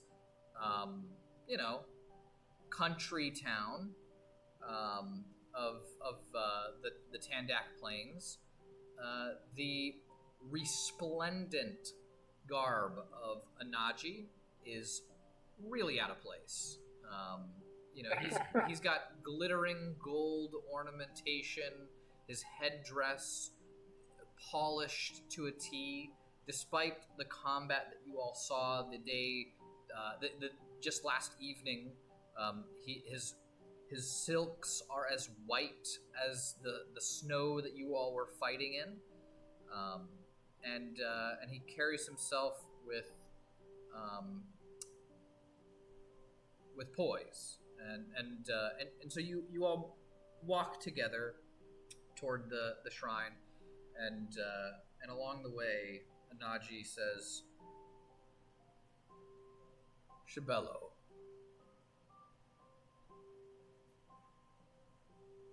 Yes? may I ask you a question you may find uncomfortable?" Go right ahead. When at your reincarnation, I last left you, you had but one marking upon your trunk. But now, here, with the benefit of the light of day, I see you bear another's mark.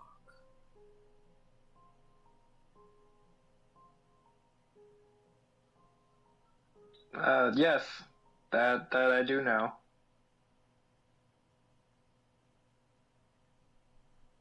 This is unusual.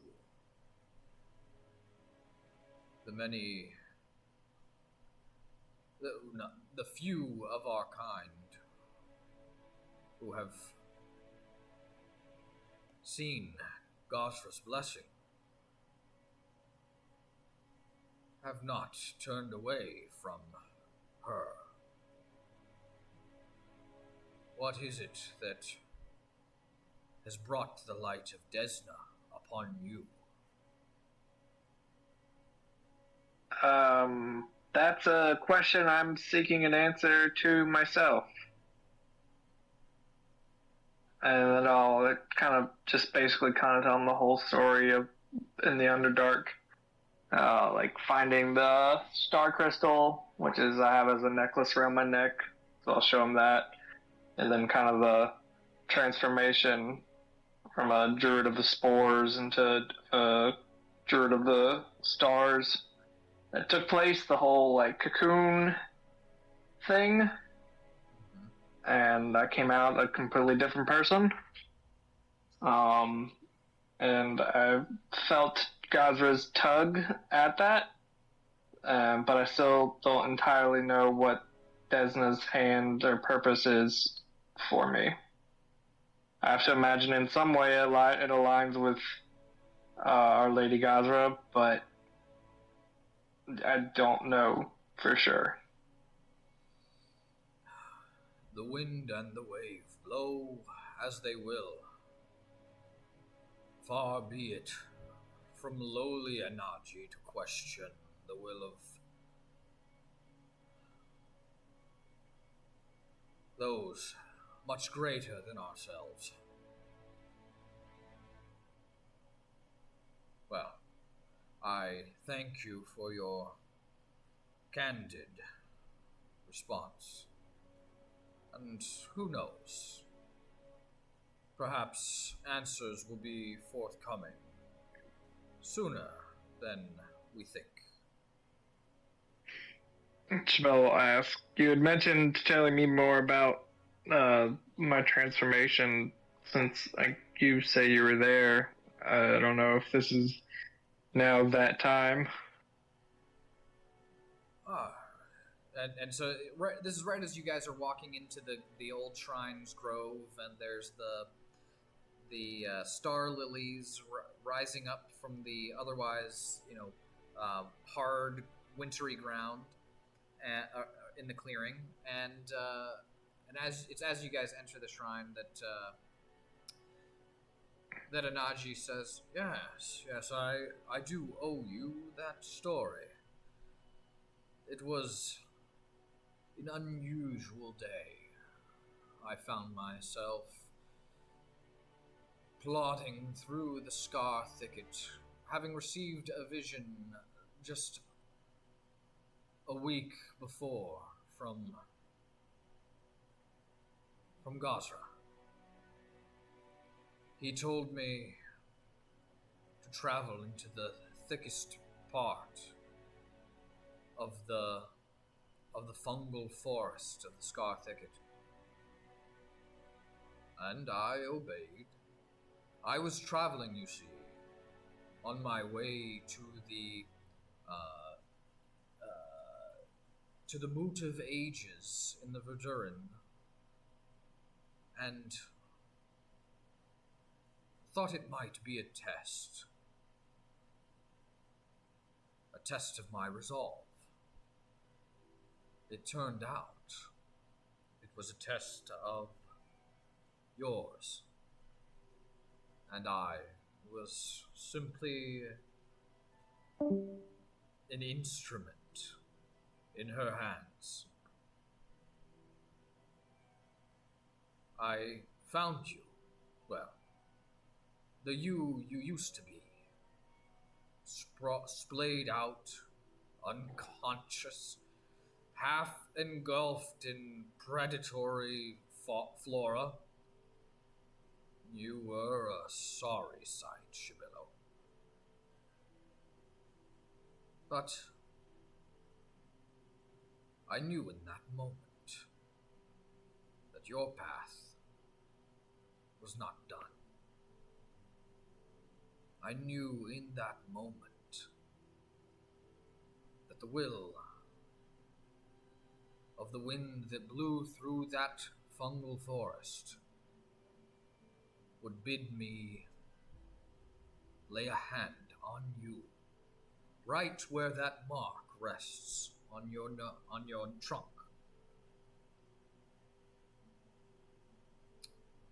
I spoke a prayer on your behalf,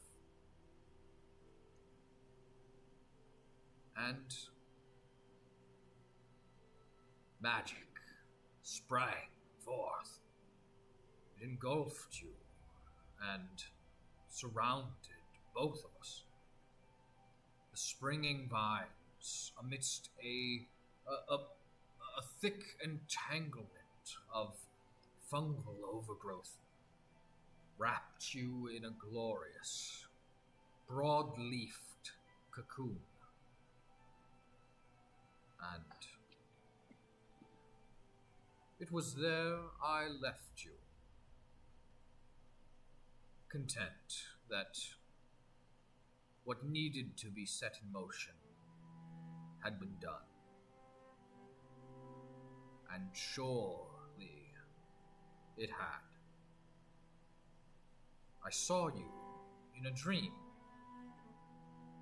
a year on from that day. Saw what you had become.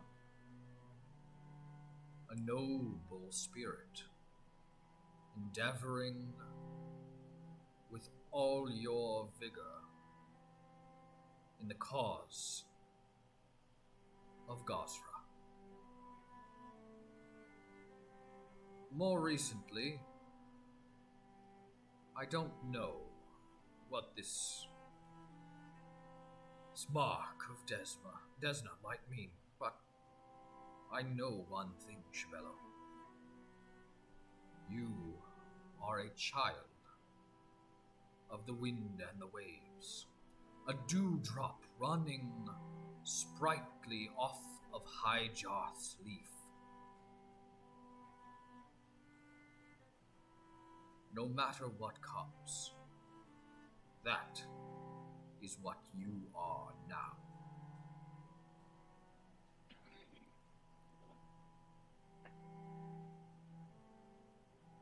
And do you know why the Lord Gaza chose to create us elephant creatures?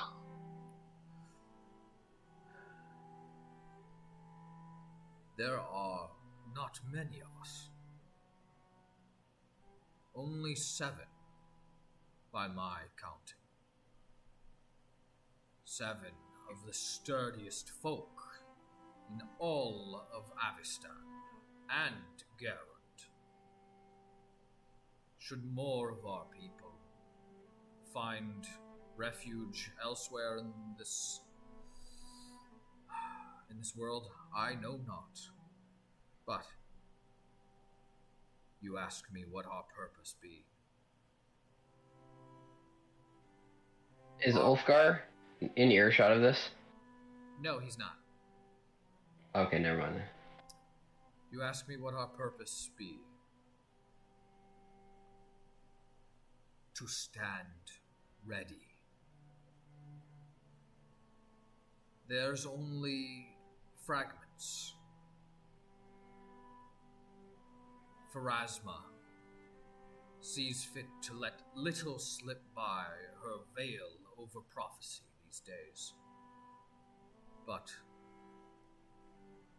we stand ready, Shibello. We stand as Gosra's guardians. And you, though you tarry a bit, you will stand with us, I am sure, when the time comes and we are needed.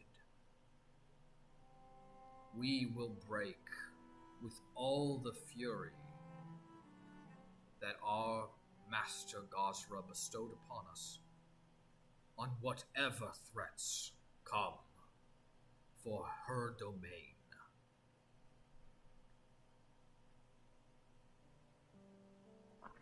Well, like I said to you, or like we told you earlier, I do wonder if the threat of Tarbafon is not the threat, or at least one of them. That evil lich can't be good for Gazra's domain, spreading undeath all across the world. Perhaps that is it. Perhaps that is it. So, we embark. As we know, there is little we can do to choose the season of our coming, but we can choose what we do in that hour. As the winds blow around us, like a leaf in its embrace, we will blow where we're needed.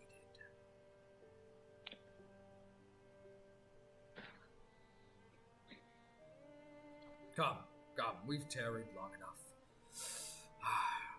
The cold air in my lungs feels so good. Let's walk back with me. Yes. And he will follow him. All right. So as Shibello and Anaji make their way back, sort of around the Drunken Shepherd's path, to head back toward town, the rest of the party remains there at the feed mill or in the close proximity thereof. Is there anything else any of you would like to be to do, or to any interactions or conversations to have? No. Yeah. Sagan pipes up and he says, "Feels like we've been doing a lot of things over the past couple days. Seems like everybody's got a lot going on. Where are we going from here?" Well, part of the reason we secured Anaji's support was because of what we've been calling the Blight. It's kind of like real gross shit happening. Oh, I know the blight. So we're gonna Oh. go fix the blight now? That's right. Immediately and without any challenge. Good. We must restore the environment to its full potential. Indeed. Where's it you came to learn of the Blight? When we went to the blight that one time. Oh yeah, that would make sense. You've got a good memory. Thank you. That's should one of the consider- many. It's one of the many things that I worked on when I was at the College of Dimensional Studies. See, you should consider being a wizard. I'll think about it. Good. The Ulfgar will pipe in at this time and he'll say, well, additionally, it's not just the blight. Our friend Oliander and his land have also been dealing with encroachment from the lumber consortium as well. And that's another issue that we have talked about addressing, though I don't know we have a sort of unified goal just yet, but something that definitely needs to be addressed and is potentially contributing towards the ill will of those who are responsible for the blight as far as we know it. So We should take down the lumber consortium. Even though I've spent many times among the upper class and the royalty, I have no love for a corporation. You know, Sagan, you go from being one of my least favorite people to being my favorite people so quickly. I am intrigued by you, I must say. Thank you. One could say that our friendship is becoming one of the mysteries of the multiverse. Yes, indeed. Well put.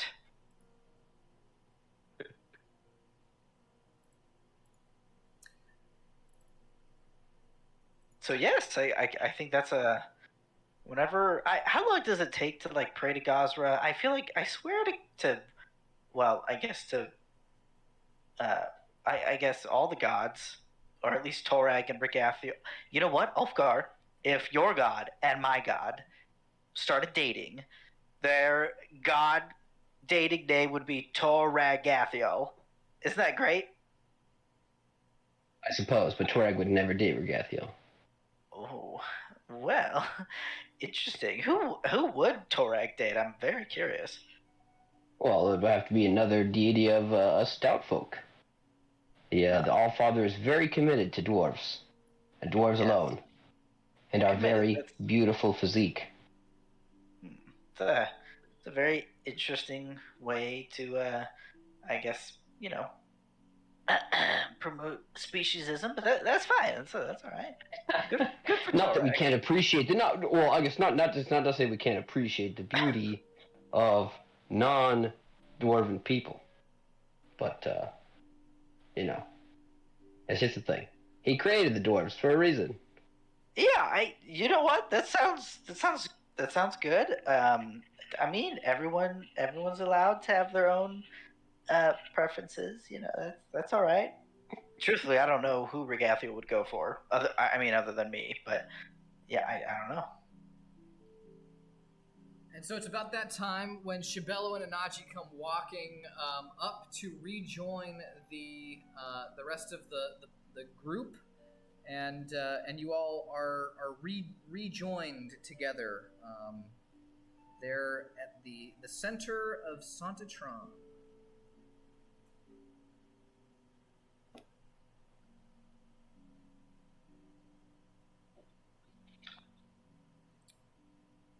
What would you like to do? Alright. Shibello will look around and say, I guess. And now is as good of any time to head towards the ley line that we found. That's what we said we would do next. I think you're right. Let's do it.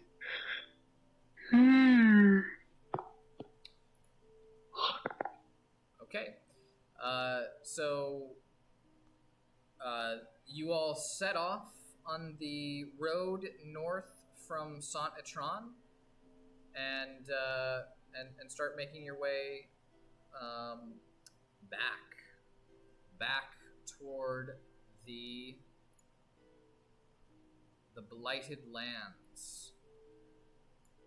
Let's bring you guys back down here. So from Saint Etraine, we just roll a couple of quick dices. 1, 2, 3, 4. Okay, so you guys. Bro, I guess as we would be walking, Shibello would want to then remember to ask Naji. You mentioned something about being able to contact the seals near Last Wall, or the people that are supposed to be watching the seals near Last Wall. Is that right?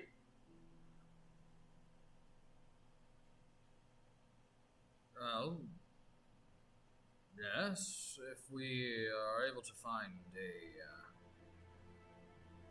a spellcaster with the means to send a message. Yes, or we could send a letter. I forgot about I don't know letters. what would be faster. Can you send a Or message? easier. An Aji? No, I cannot. Okay, alright, well, that's great. I Let's guess send a regular letter. Something that I'm sure we can do at some point. Yeah. I don't remember if Anaji, if you had that magic.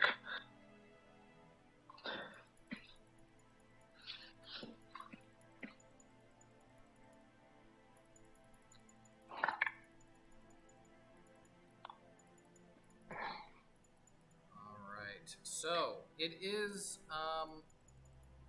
by midday on the first day of Callistril. Callistril being the, I think, second month of the calendar. You all find yourselves walking along the yeah, it is. Okay. You all find yourselves walking along a familiar set of forest paths, where you cross over again the familiar creek that runs east and west, north of Spite's Cradle, and it's not long before you begin to see the signs of the blight, where it deepens and where it grows thick with a heaviness in the air, almost like there's a musk hanging, a bit more noticeable today than the last time you wandered through these woods. And I need a perception check from everyone. Perception, perceiving things.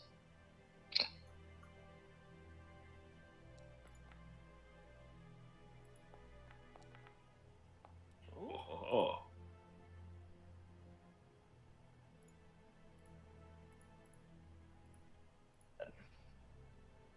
Okay, so I've got Oleander, Sagan, Lemishon relative to Callistril. when is Lamashon? Lamashon is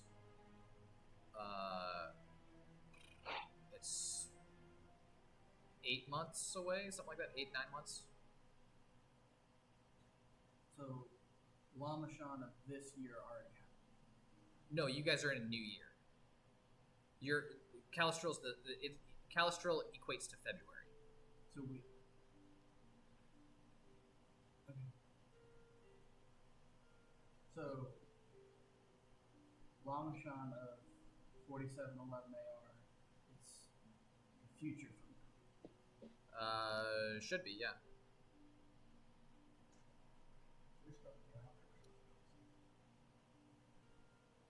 All right. Yes. Okay. So you guys are going there. I see the perception checks. Sagan, you are the first to notice, hanging in the trees, something that you don't remember seeing last time you came through. A totem hanging in the tree. Can you describe this totem? What's that?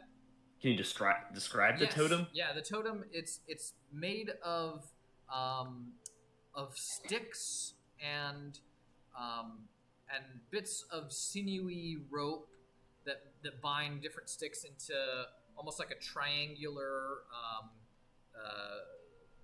not triangular, a pyramidal kind of shape with little like bird skulls hanging off of different points, and it has little markings carved into the wooden pieces, and hanging on one of the little sinewy ropes on this is an ear, a severed ear. Okay. Sagan clears his throat and goes, Oleander, does this totem look familiar to you? Okay. Huh? I don't know. That I just described? Because you didn't hear me, or? Okay. It looks much like the totems that you guys discovered the last time you came through and kind of encountered this thing in the tree, and I forget who it was. Somebody had tried to destroy it, and that didn't go well. Like backfired on you. Yeah, you don't want to touch these totems, man. Why not? Because last time we tried to mess with them, it got real spooky. What do you mean by spooky? I actually don't. Was it Shibello who tried to dispel magic eye thing on them? He did, yeah. So upon hearing his name, Shibello will kind of be like, huh? Do you remember what happened when you tried to dispel one of these weird totems? And then he'll look up, I guess, seeing the totem for the first time and just be like, oh no. Yeah, it blew up. Oh, that's right. That's exciting. And then he'll nudge Naji and he'll say, that's what we saw last time. And he'll point out the totem. Yeah, Naji's gonna go and he's gonna look at it. And he only looks at it briefly before he says, huh. Yes. Yes, crude construction. Yes. I'm sure whoever is on the other side of the totem can hear everything we're saying now, so we should probably just keep moving forward. Sagan will leave it be for now, but he is tempted to try to destroy it. There's also a lot of them. They were all over the place. So Eulogy with his also quite high perception check, remembering this, you begin to cast your gaze around as you step forward and sort of walk, maybe 20 paces inward there, Eulogy, and you start picking out in the trees different totems hanging in not all of the trees, but yes, there are not few of them. There's a veritable ass load here.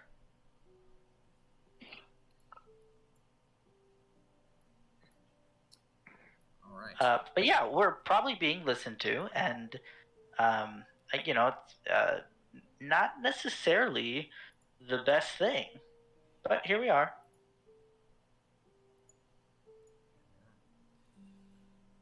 All right. So you all, unless anyone wants to do anything else, you all, I assume, press on. Shibello will just mention to Anaji that we think these are connected to the Shijiro's puppet creature that I think we had told him about. Yes, you did. So, just making sure he knows everything. Okay. Okay. So then you guys continue, and as you continue, you find that the vibrant natural woodlands that you have seen elsewhere in the Verdurn Forest, upon your return, the sort of alien, foul corruption that that lingers in this area of the woods persists, and it is.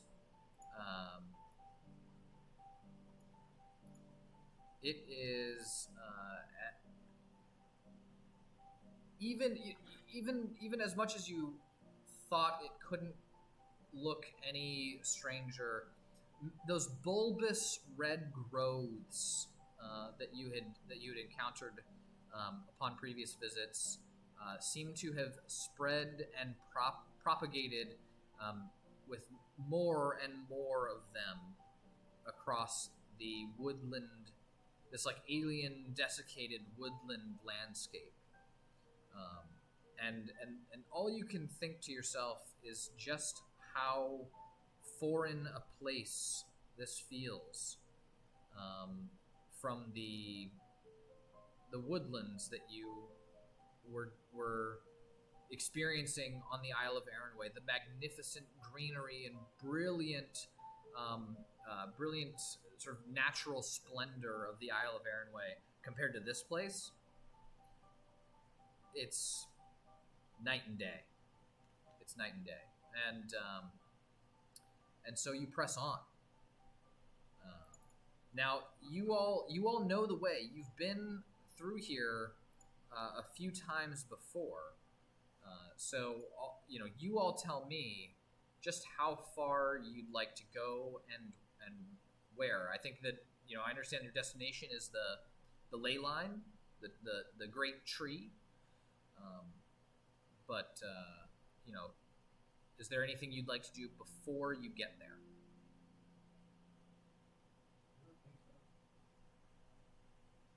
I think you're hinting that we should do something, but I don't think so either. Last time we came in here, did we do any sort of investigation of these red bulbous plants that are all over the place? I don't recall. I don't think we did like a ton of stuff. Just, I think maybe because we were afraid to touch anything. Okay. Well, then Ulfgar will pipe up to Shibello and say, "Hey, you know nature, right?" As a druid. Yeah, this guy knows nature. Not like I wouldn't say that is actually one of my strengths. Yeah. Anaji may know more, or even Sagan, with all he's learned. But yeah, no, not really. One of you guys go take a look at those plants, because they seem to be pretty prominent, and I'm curious to know if they're dangerous or if there's something more than they appear. But I know I will have no clue what I'm looking at. I've spent many years in many schools training for this particular moment. I think I'd be the perfect person to do some investigating of this beautiful fauna. No, flora. Flora. Have at it, Sagan. I like this guy. He's a go-getter. He really is, isn't he? Yes. Sagan approaches the red bulbs and looks at them very deeply while stroking his beard. Okay. Go ahead and roll either a nature or an arcana check. Whatever you'd prefer. Oh, man. Sagan, you look at these and you get the impression that these look like mutated raspberry bushes. And that's about as insightful as your memory is. All right. Sagan turns around and says, after some deep investigating and pondering and scouring my memory for information, I've decided that these are simply an offshoot of the famous raspberry, and I would not recommend taking a bite.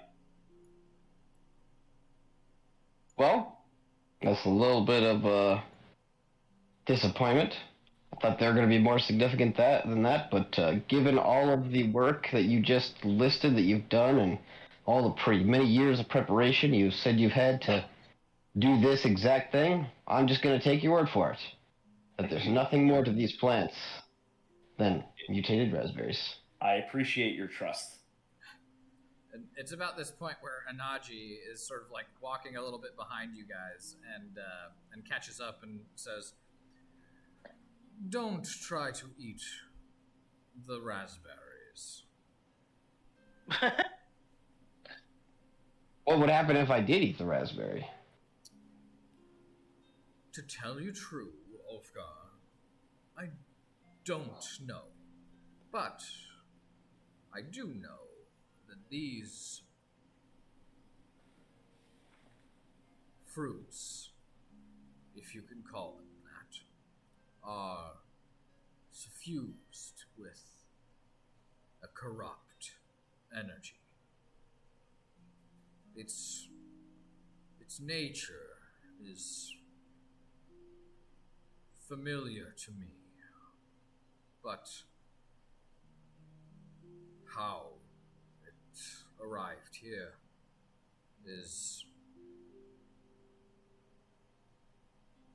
a mystery. So then, I guess, would it be safe to say that these are simply just raspberry bushes that are suffering the same magic that is causing the rest of the blight? I only ask because it specifically seems like there's more of these plants since the last time we were here. Yes. And I'm curious if there's anything specific about these plants that they're popping up more than others. Ulfgar, have you ever seen a cancer before? I cannot say that I have. That is what these are. A cancer. A cancer upon these poor plants. Growths.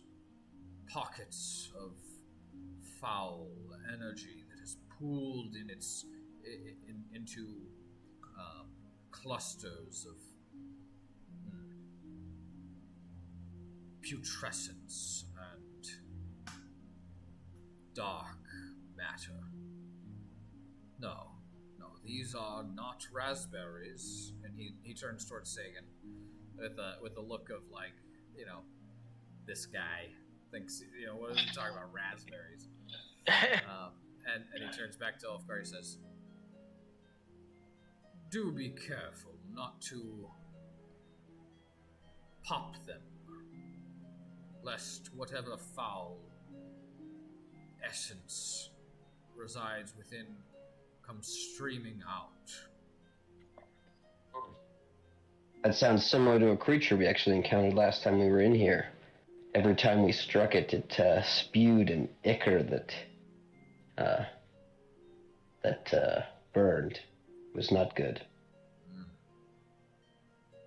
Then take care. Be about your guard. I see there over the tree line the great tree of Muatha. This is where we go.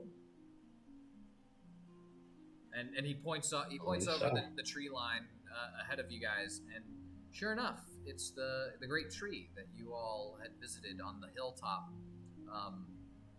just mere miles away. Yes, that is where we're headed. Then we truly are going to a great font of ley magic. The great tree of Muatha is an icon, one of just a few of its kind, all throughout the natural world. It has lived longer than most all sentient beings on this world. I can only hope that it lives still. Well, we kind of killed it at its last time we were here at its own request. But it said it would come back. So, I guess we'll see. He looks over at Shibello and he says, "You think you killed the great tree Muatha?" Shibello. That's what it said. Shibello. I think more like that the corruption may have killed it. But you? This tree has seen the ages of the earth. All of them. I don't think Shibello Bright Tusk saw its end.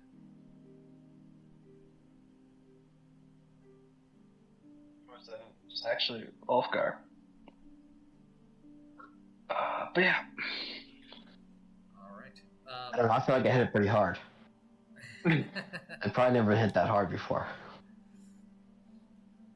Alright. But let's move on and see what we find. Yep.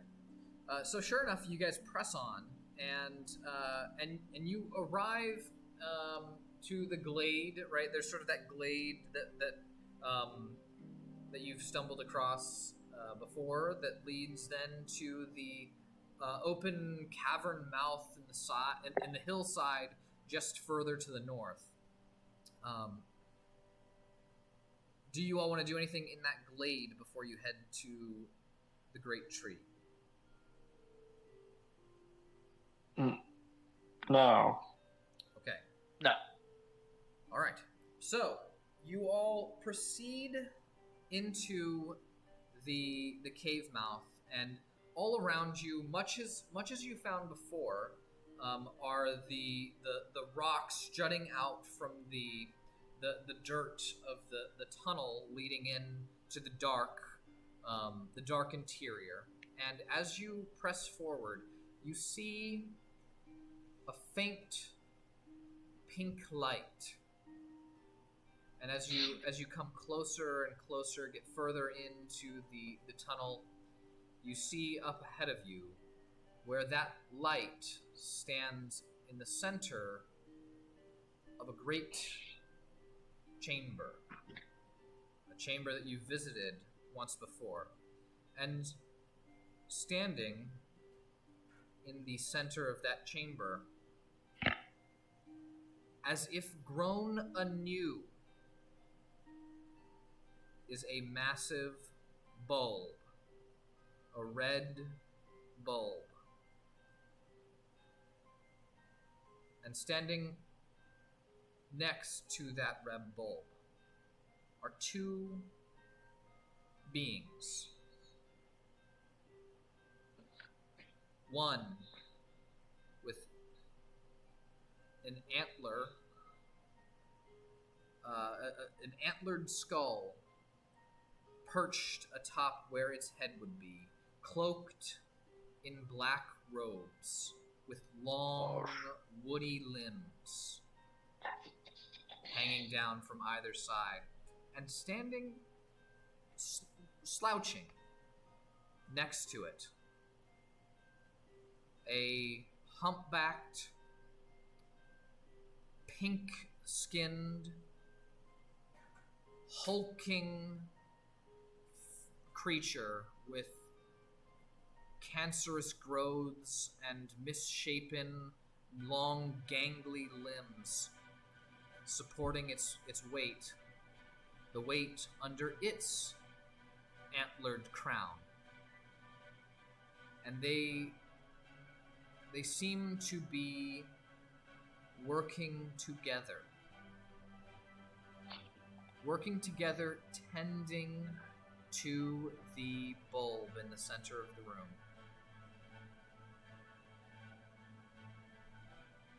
What do you all do?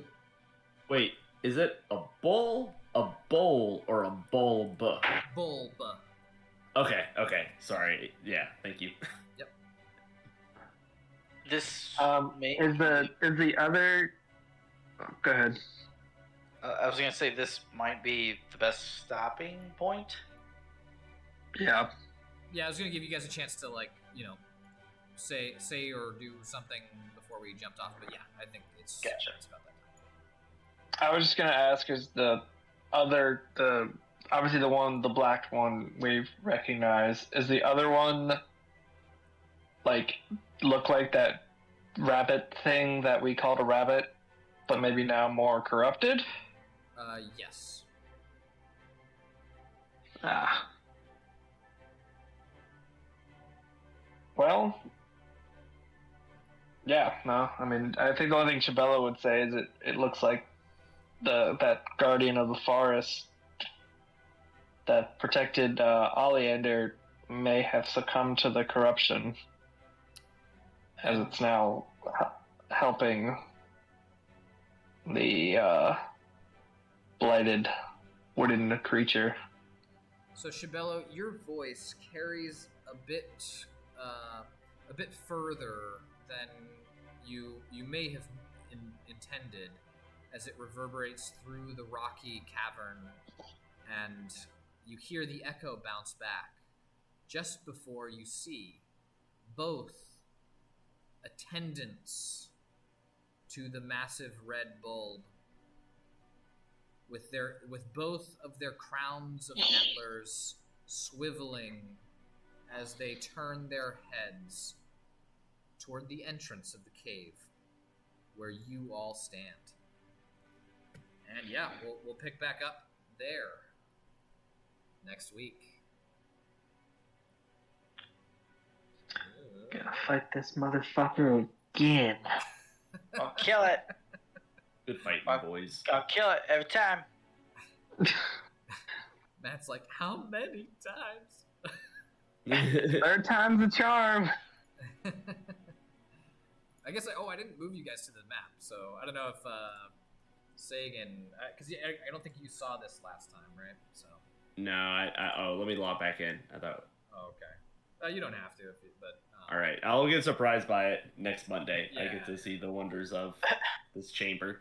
Yeah. So, anyway, but yeah, you guys got out of there. Sagan. Hey, you, what's up, man? sir? I forgot to tell you. You level up. Hey. What does that mean? It means that you're going to be bumping up to level 7. So if you want to hang out for a hot minute, I can sort of talk you through that. Unless you want to jump off, and we can regroup later, or you can just, you can try it yourself. The main thing, I think, is that you get a couple more spells. So. Oh, sick. Let me look into it tomorrow, because I actually want to think through the spell stuff and figure all that stuff out. If that's cool with you. Yeah, no, that's perfectly fine. I think the only other thing, I don't think wizards at level 7 have any specific abilities that they gain, like class features and things like that. So cool. Yeah, I'm sure I'll hit you with questions, but yeah, I'm also kind of sleepy. So. Alrighty, man. Cool. Good playing, guys. See y'all next week. Yeah. See ya. We didn't die, but we may die this next time. Never take life for granted. Because that other thing fucked up a lot of shit. Yeah, bye!